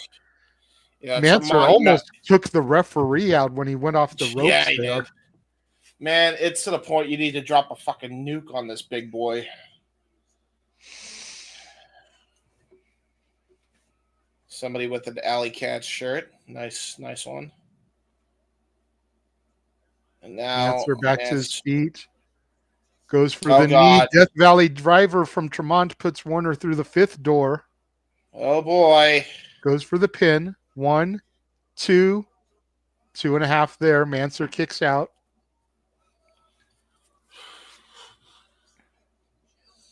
So far, I'm not seeing no squirting. It's just the pus bubble being pus bubble. The pus bubble doing pus bubble things? Yes. And now here comes Matt Tremont. Oh, boy. Gonna set up a door bridge. Nothing for you is ever good enough. That's Judgment. Or no, I should have done Judgment Day. On the other side. Tremont sending up the door bridge table. So it'll be the 6th door to be destroyed in this match. For those of you keeping count at home. Dude, that's so crazy. Next GCW show, we should do a door counter. I agree. I'll punch it. Rabbit punches in the back of the head. Oh, no, I'm scared of what the hell he's got planned here. I don't like what Tremont's thinking here. Well, to be fair, I don't know what Tremont's thinking, and I don't want to be inside of that brain. Yeah, that's probably fair. Very accurate. Oh, Mance Warner gets out of it. Oh, no. Oh, chair to the head. Oh, God. Well, Mance Warner definitely keeping himself good. Oh, no. Oh, no. Oh, no. He's got a fork, screwdriver? Oh, no. No, I think it's a You're screwdriver. right. That's a screwdriver. Yeah, that's a... No. Ah! Fuck. He's stabbing it in there. Ow. No. Probably a Phillips head also. More of a sharp point. Of course, which makes it even worse. Tremont, though, Death Valley driver off the top to Mansour, gets the pinfall. There's 2. There's 3. Tremont retains. Oh, thank God. Mance Warner didn't bleed. Oh, thank God. You okay, Oh, James? thank God. You okay? No. Well, he just got a cloth to clean himself up.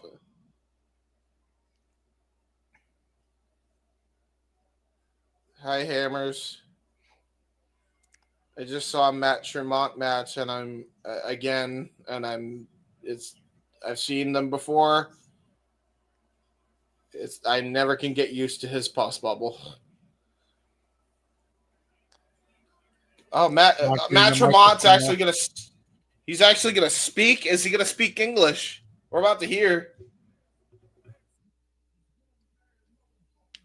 Says Mance Warner is one bad motherfucker. Jinx.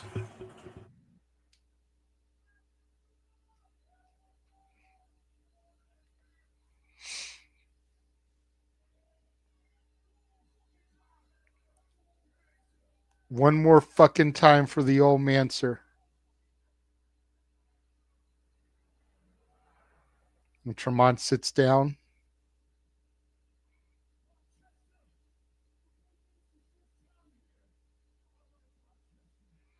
Apparently, this is Tremont's first time in Rochester. Says he likes it.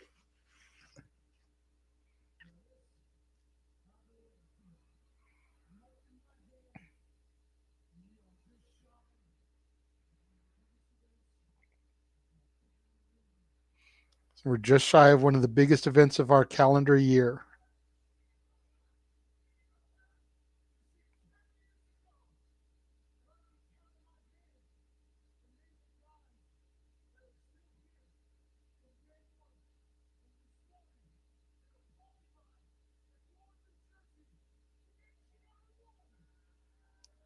So in 10 years, he can count on one hand the number of guys that are still here since the first Tournament of Survival.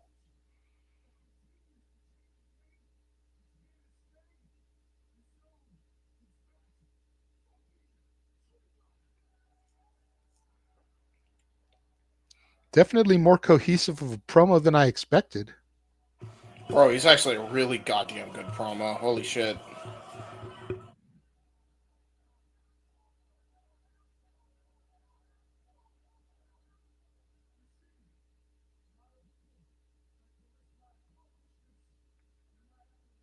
A lot of people like to list my accomplishments and my accolades.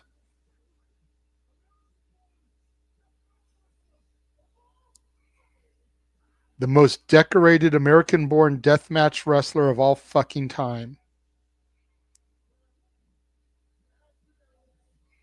But I look to add to that list.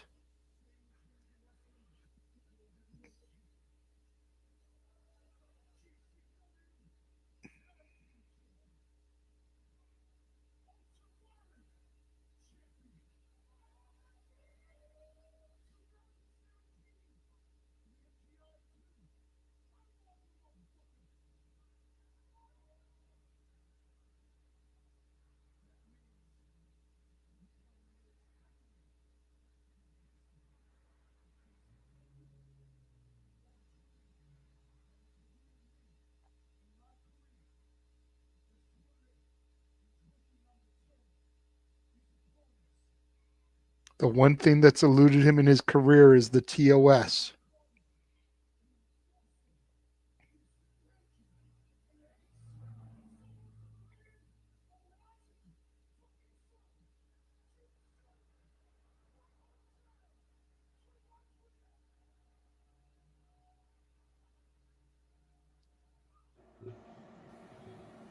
Wow. Wow. Good shit. Wow. I'm kind of hyped. I'm behind Tremont to win this. That's the only thing he's never accomplished in GCW. Yeah, he kind of just won me over a little bit. Wow. I was not expecting that kind of fucking promo. Wow. All right, Tremont.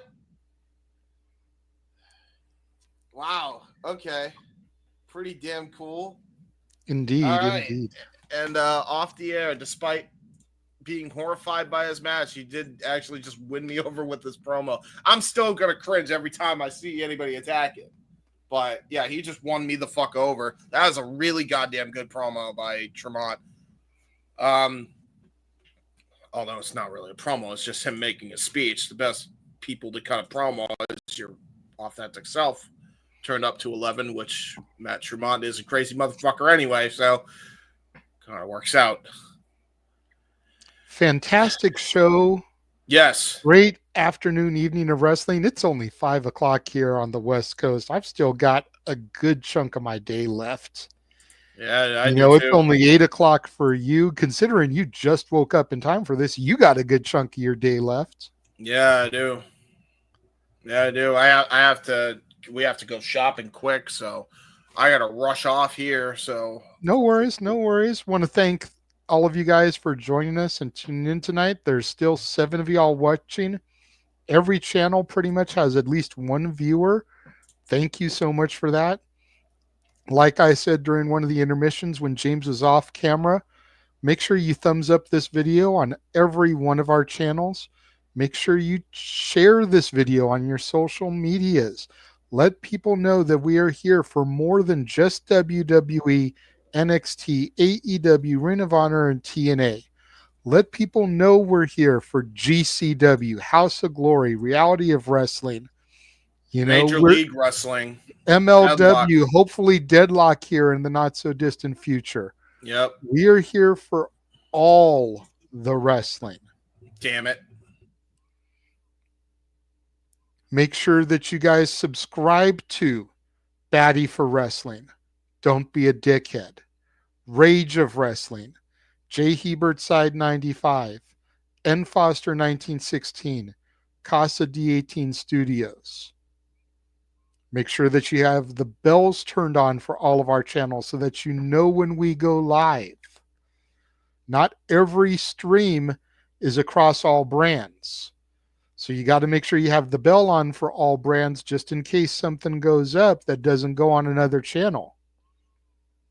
For example, you could have the bell on for his stream, for his channel, but Simply Predicting doesn't usually go across his channel. Yes. You won't know when we're live for Simply Predicting. Character Select, which will be debuting on Wednesday. You will not get that on any other channel but mine. Yeah, you could have the bell turned on for Batty for Wrestling, but Shenanigans doesn't go live on Batty for Wrestling. So you won't know when we're live. So you have to make sure you have the bell turned on for every channel. Subscribe. I know it can be subscribe. annoying. I know it can be annoying to get notifications from 5 different channels about the same thing, but there are those rare exception streams where something doesn't go on some channel. Yes. You want to know that we're there, so make sure you have that bell turned on. James, thank you so much for joining me, as you always do for GCW. Yes. The next time we will see you for a watch-along will be next Friday, TNA Under Siege. Not sure who will be on the call for that one. It'll be Noah and somebody. Yes. We also have Saturday night's main event next Saturday. And then we have a triple stream on Sunday, as it'll be NXT Battleground, AEW Double or Nothing, and the TNA Canadian show from Niagara Falls, which we're now covering because Jeff Meacham has said that he would like to be involved and do that show. Mm-hmm. Teams will be determined during the week. Simply Predicting this Thursday, 10:30 Eastern, 7:30 Pacific, immediately following TNA Impact. I believe that'll be for NXT Battleground. So be on the lookout for that. Yes. For the Heb Man James Hebert, I am the Renegade of Wrestling, JJ Williams. Thank you all for joining us here for GCW Run For It. And we will catch y'all next time. Good night, everybody.